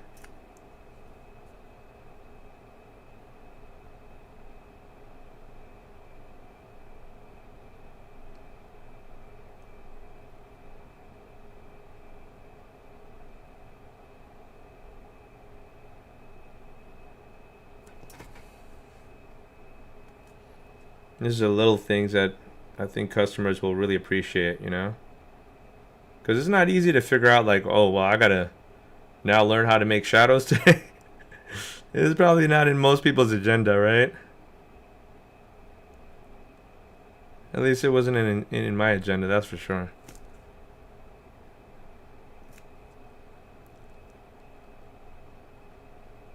So imagine I used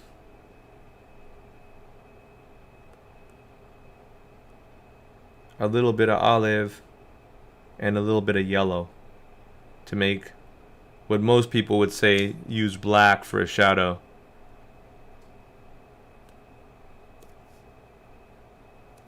Who would have known? Alright, now I'm going to just put a little bit of emphasis on spots that should be probably a little bit darker.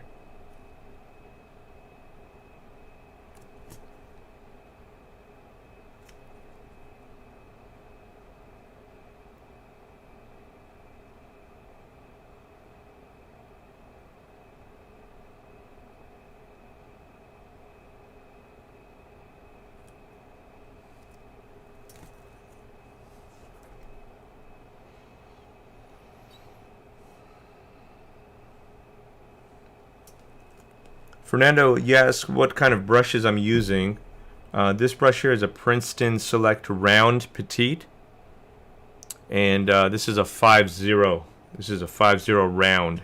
It's important that when you're making a selection with them, because they've got so many brushes, that you double check and see what you need the brush for.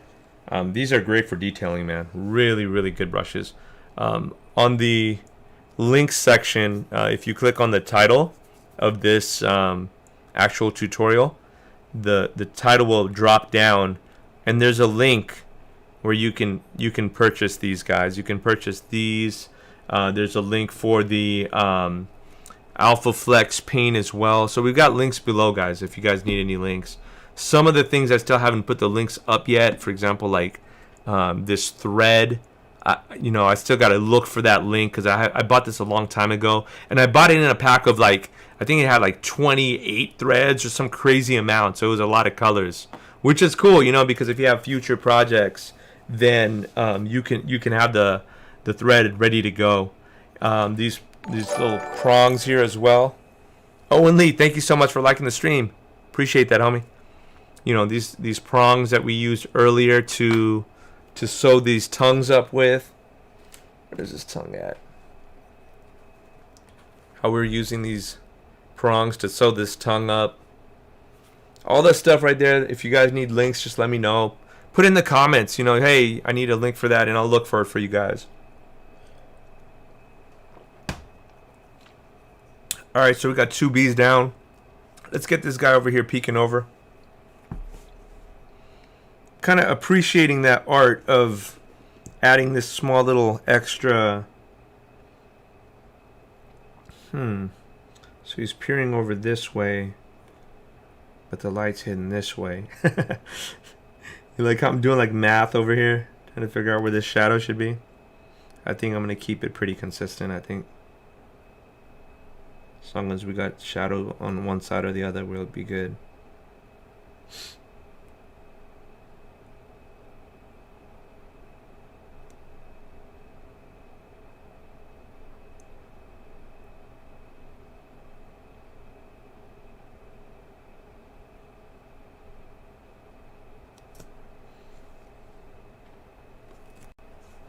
This is the stuff that I kind of live for.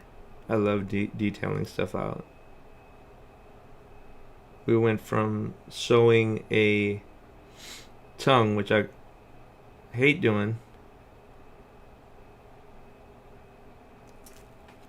to detailing stuff out, which I love doing. The pluses and minuses of what I do, huh? Alright, so should this one, I think it should probably go like right here. Or this way. Let's do it this way.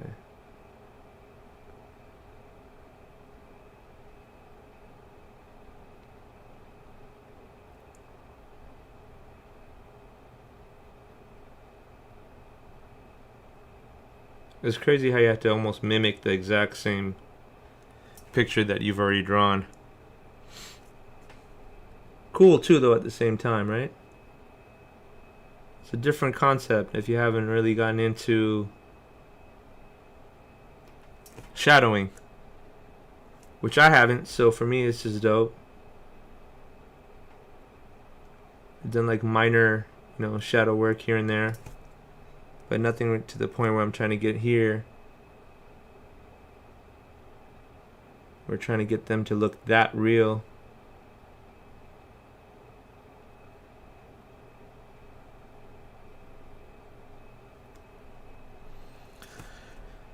Alright, and I think I just got this little end here.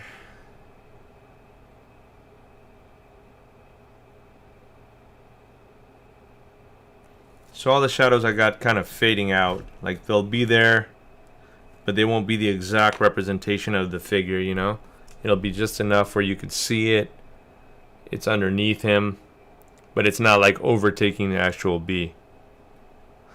That's what I made a mistake of last time. I practiced on one of these bees earlier, and I just couldn't I couldn't understand like what do I need to do to change that up, like to not make it look so dominant in the photo or this picture, because before it looked like I have now 4 wings, and it just looked too big, too busy.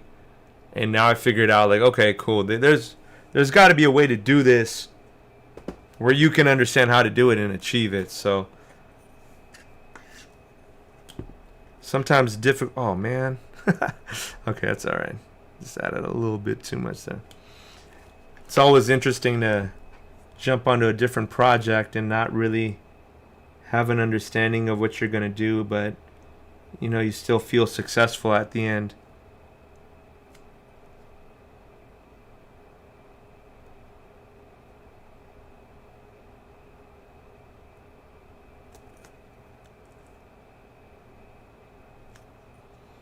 Now I'm starting to run out of paint, so I'm going to have to mix a little bit more.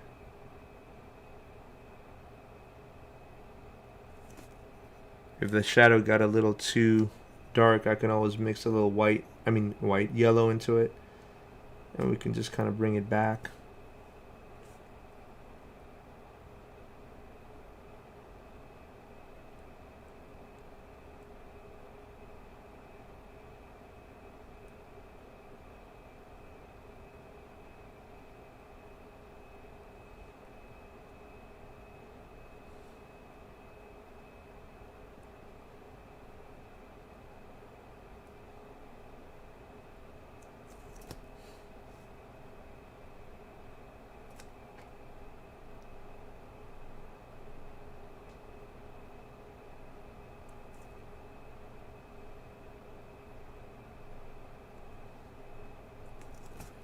Alright, so now if I feel like I went a little too far with the paint, I can always bring it back down as well, guys.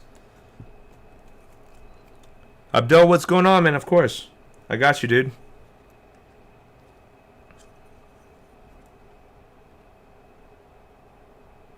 Sadir. Thank you so much. I appreciate that. I just read the comment. Sadir Ellis from YouTube, guys. Great commentary from him. Said, or her, said that that's actually the key to shadows, is making them transparent and the right value. That's so important. I mean, that was just the perfect summation of exactly what I'm trying to do today, guys. Is just to get the right value to make it look like it's see-through. Thank you for I should have just had you say that in the beginning. I wouldn't have had to do any of this work. Awesome. Thank you for that.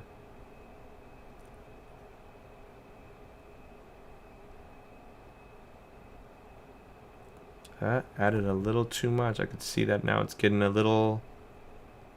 See, it's starting to dry out. It's getting a little thick. All right, so when that happens, what we got to do is take a little bit of Too Thin and just add a little bit to it. We want it to be watery, okay? We don't want it to be too thick. Like Sadir just said, we want it to be transparent. So that's how you make transparency, is you want to water it down a little bit. Again, that's why I kind of mentioned watercolors. Like watercolors has that effect of, you can see it for sure, but it's still like transparent.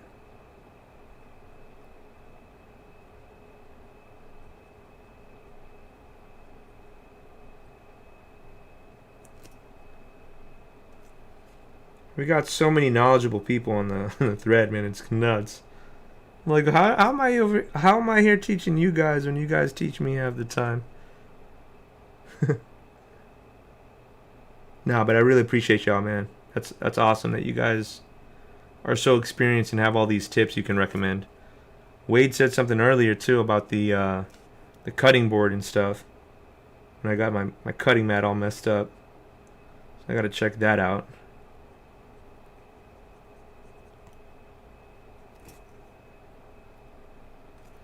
Alright, so I think I might have gotten it a little too watery. But that's okay, because now I'm going to add a little bit on this end here. And just kind of fade out the shadow a little bit here.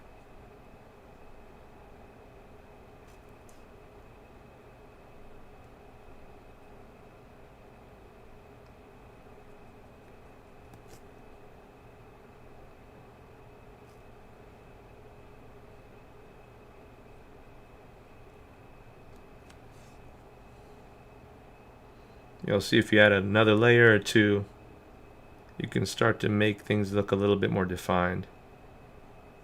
So don't do it to the whole shadow. You just want to do it to smaller sections of the shadows. So like, for example, I just did a little bit here just to give that interpretation that that's the wing shadow.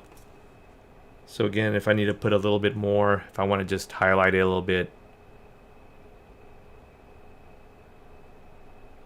just in the corner maybe, you know, or just going up the ramp here, you can do that. You can add a little bit more in here because there's a lot going on right there, right? The wings flapping out, he's got his legs.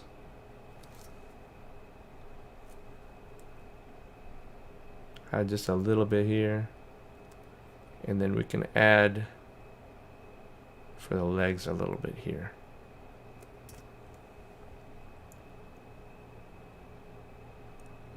Thank you so much, Abdel. I appreciate that, man. I tried ironing my toe of my Jordan 1 shadow, and now the toe box is kind of super soft and it doesn't really feel right. Is there anything I can do to fix it? Dang, you tried to probably iron out wrinkles, huh? Was it all creased up? That's a good question, man. How do you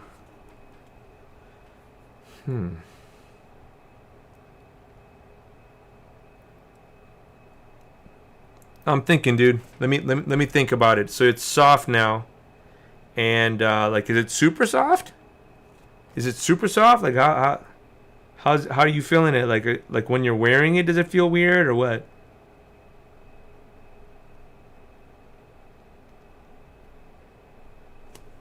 Just trying to get an idea of like where we're at.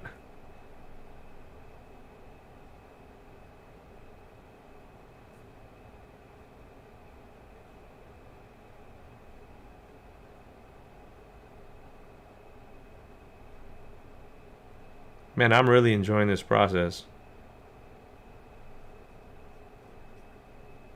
I don't know if y'all could tell or not. I just like, I was supposed to be off about 24 minutes ago. But now I'm like, let's just keep going, man. I feel good about this. Life is good. Let's paint.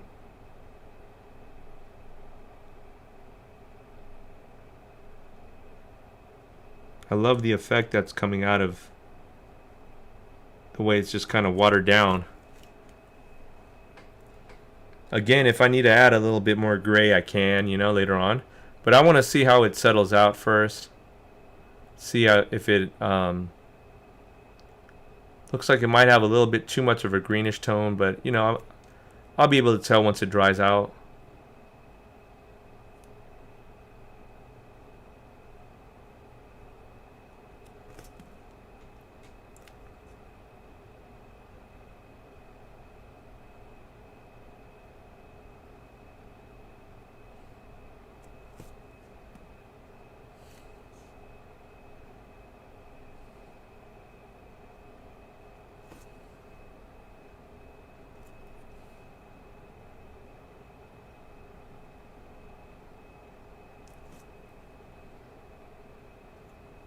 Alright, so I think that looks pretty good, pretty decent.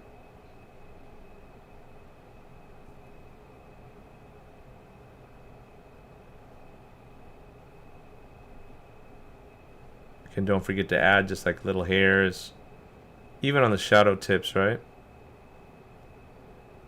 Exactly what it would look like.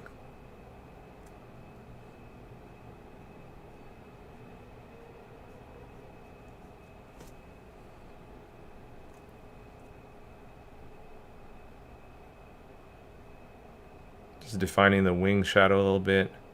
See, I'm just darkening it right underneath the wing. Same thing with this one here. I'm going to just darken it up a little bit. I want it to be, you know, visible, but not visible, if that makes sense.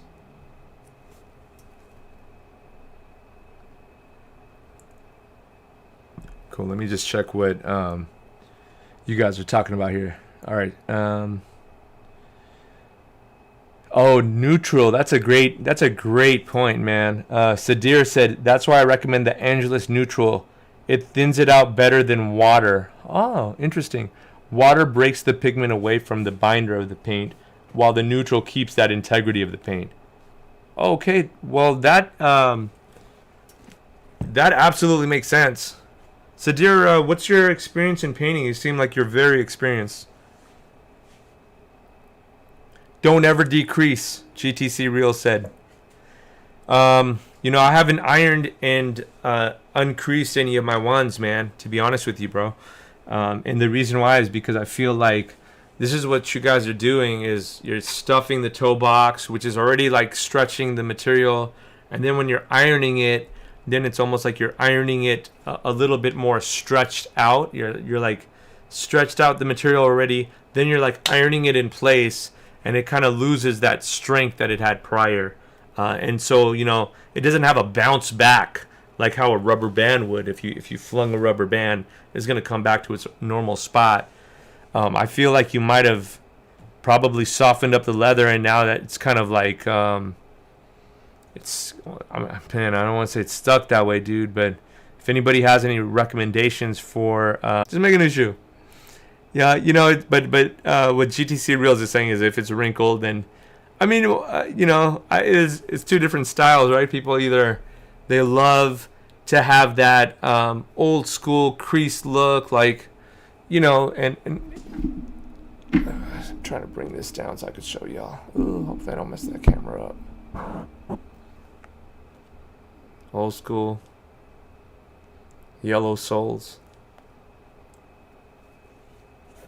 You know, this is kind of it's kind of been a big trend over the last, I would say the last year. I don't know about trend yet, but I feel like it's gonna keep going. Let me move that camera back, yo. There we go. And then other people want them to be spick and span, brand new. I just feel like Jordan 1s they're very susceptible to be creased, man. Unless you're walking like real stiff all the time, you know, and then people looking at you funny. I just put a little pressure on it, yeah. So, and it sits down. Damn, that sucks. You know, some people, Abdel, get that, and I haven't gotten this before, and I'm not, you know, promoting them or anything, but they have those almost like a sneaker shield that you can put on the inside of your shoe where it doesn't, you know, it prevents creasing. But some people have told me that, you know, those are very uncomfortable to wear. So it's really up to you if you think that maybe that might be a solution. I have no idea how much they cost or anything or even where to get them. You know. Superman Lover said to put. Do you think you could put a sock or toe? He said toe box, but I think he meant a shoe tree in it and use a heat gun maybe. That might do it. That might form it. I don't know. That's a great possible recommendation. If you use that heat gun though, man, just be careful with how long you got that thing on the toe box, because you can do worse damage. You know, it can melt the leather, or you could cause a hole if you leave it in one spot for too long. But yeah, what GTC Real said, he said you heated the fibers and compromised the shape and structure of the shoe. It's almost like how leather is. If it stretches, again, it doesn't have that buoyancy to come back to the original shape. Usually too much heat will mess that up, you know? So you just got to have that experience. I know you probably use a damp cloth. You pressed it down, right? You held it down. I think you might have held it down for too long. Bubble millage from Amazon. You could use just regular paper towels. I mean, there's a million and one things you can use to stuff it. Maybe you might want to do that and just keep it there, like, like, oh, okay, so you did a wet t-shirt over it. Yeah.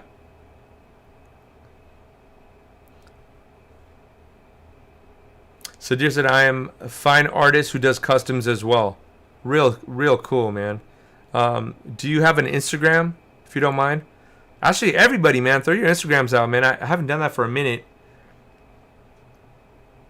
A lot of the usual suspects are in here, though. That's for sure.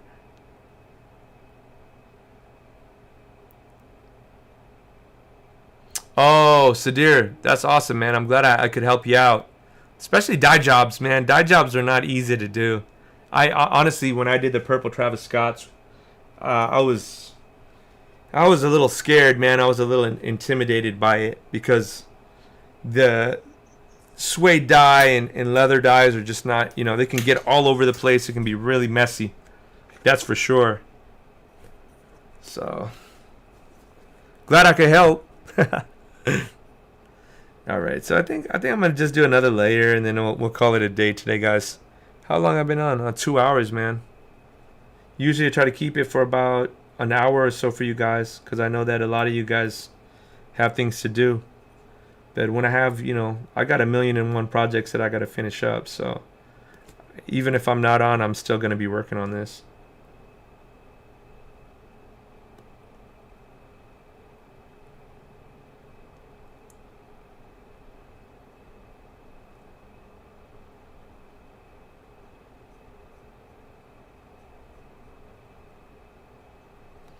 So sometimes what happens is I feel like the effect looks a little too strong. So I'm going to reverse a couple of the shadows that I did. Let me just add a little bit of mist first. Ivory, I wonder if ivory would work. No, I think ivory might be a little light on the too light side there. So let me try mist. I'm going to add a little mist because we still need to get the soul sections there. Drop. And that looked heavy. That looked very in need of some too thin, so let's add a little bit just to get it to be a little bit more watered down. Cool. Water that down a little bit. Brush doesn't even need to be cleaned off. I'm just gonna take a little bit of that off. And I've got the tail end here. The tail end here is gonna be, again, this is a mist, which is like, it's like white's cousin. It's almost as really close.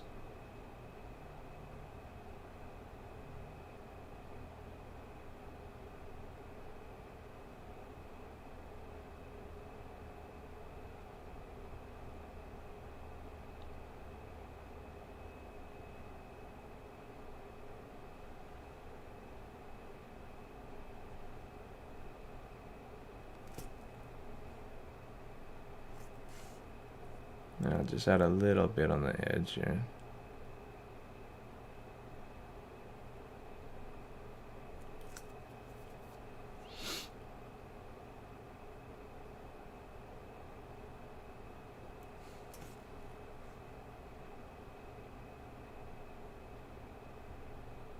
I don't want the shadow to look too defined. So if I see a spot that looks too defined, I'm going to reverse it. So on that one, I did a little bit on purpose there, where I overextended it. So I'm going to take a little bit of acetone and a Q-tip. Let's not do it right on the shoe, right over the shoe. Loaded that Q-tip up. It has acetone in it. And I could just dab and break back down a little bit of that shadow that I created. Okay, so what I'm doing there in essence is taking the step of painting it and reversing it, and I'm using acetone to do that. Where's the other? There's the other shoe over here. Let's see.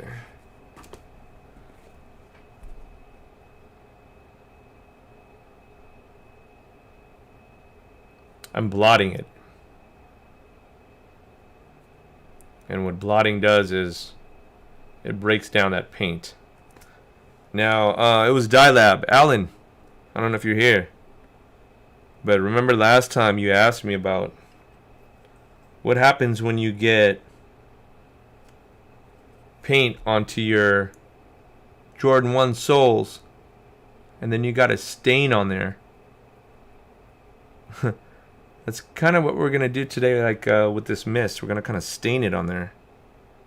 Y'all see how I use that acetone right now? And all I did is break down all of the yellowish green paint, because I'm redoing it here in a mist. Okay, so I'm adding the mist on there. And in case you're wondering why I did that, it's because the white should have a different color shadow. It shouldn't be a yellowish green, right? It should be like more of a darker version of white. So that's why I'm doing that. Going back and fixing my mistake.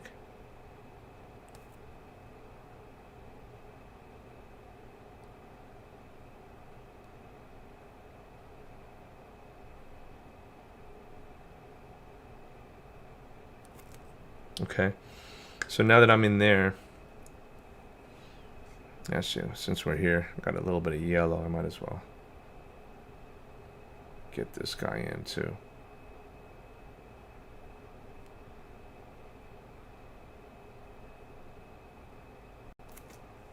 He was supposed to be more of a soldier bee. This dude had a little bit of damage on the back of his Wu-Tang symbol, but he's still good.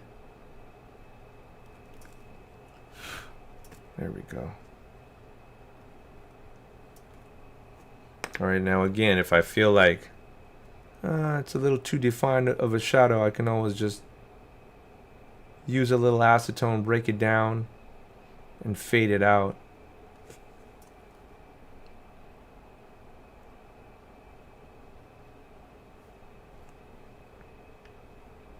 There we go. So I think that was a pretty good new lesson. I didn't expect to teach you guys how to do shadows today, but now that you guys are here, you guys learn how to do some shadows with me.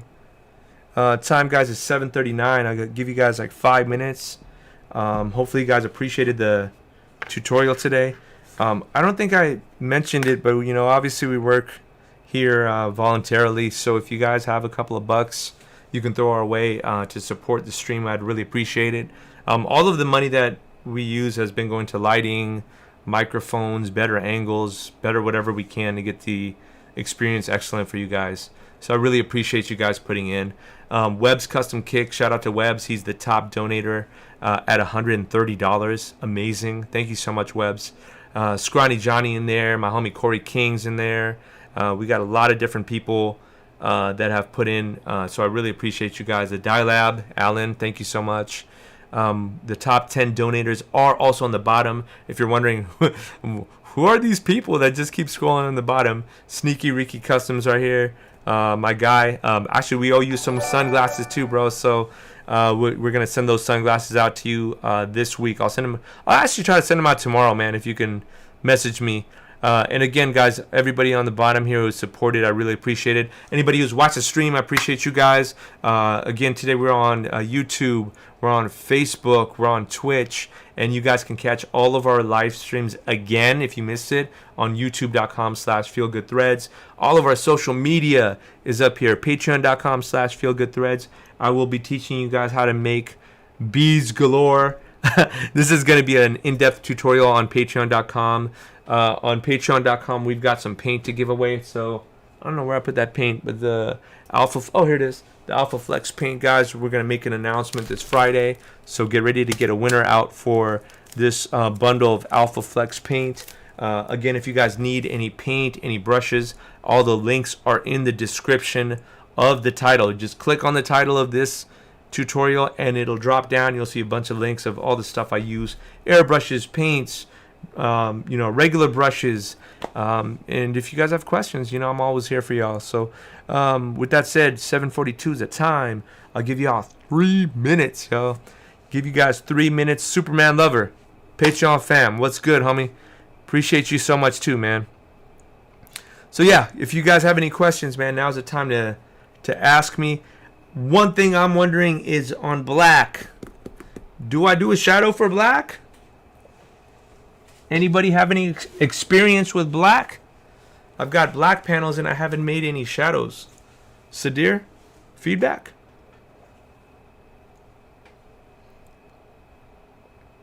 Yeah, Sadir, I think he does. So, let's see. Oh, sorry, I'm just reading the comments here, guys. Some spray or something to make your shoes stronger. Is that Abdel? I just saw the question. So, do you mean after your customs are all done? Because if your customs are all done, I usually use this LK top coat sealer, and that's a scratch-resistant sealer that you can get. So, like once these bees are all finished and all complete, I got the shadows all done. Then I'm gonna still lace them out with this LK top coat. So if you go to LK Top Coats. Is it LK Top Coats? Yeah. LKTopcoats.com and use code FEELGOOD. You'll get a discount. You can use my discount for that. Hopefully that helps you out, man. Davidito Designs. If you guys haven't followed, Davidito just did an interview with the Don himself, De Jesus Customs. Y'all should check the interview out. Right? You guys just released that, right? Let's see. Superman asks, Sadir, do you have an Instagram page? Oh, I don't post on IG, but I just send you a DM on my latest F4 Customs on Instagram. Sadir, where are you located? Are you in the U.S. or somewhere else?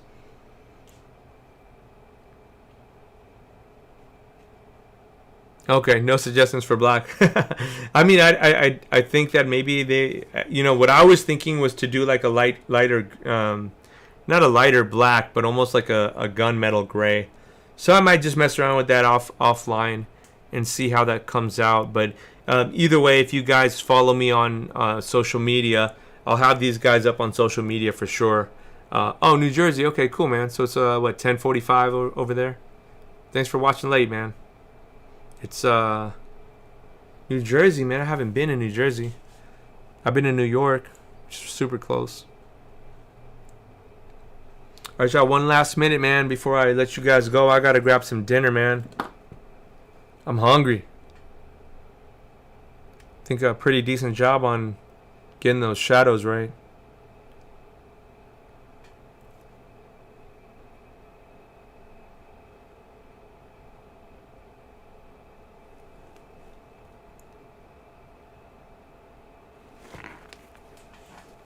Ugh. That had to be the most awkward way to show these. Alright, y'all. Time is 7:45, guys. Again, thank you so much for watching the stream. If you guys have any questions, please leave a comment below. Please hit the like button, man. Let me know if you guys like this stream. I know the beginning of this stream was a little bit more monotonous because of the whole just doing the threads, but it is what it is. It's part of the process of creation. You know what I mean? So thank you guys again. I'm out of here. Peace.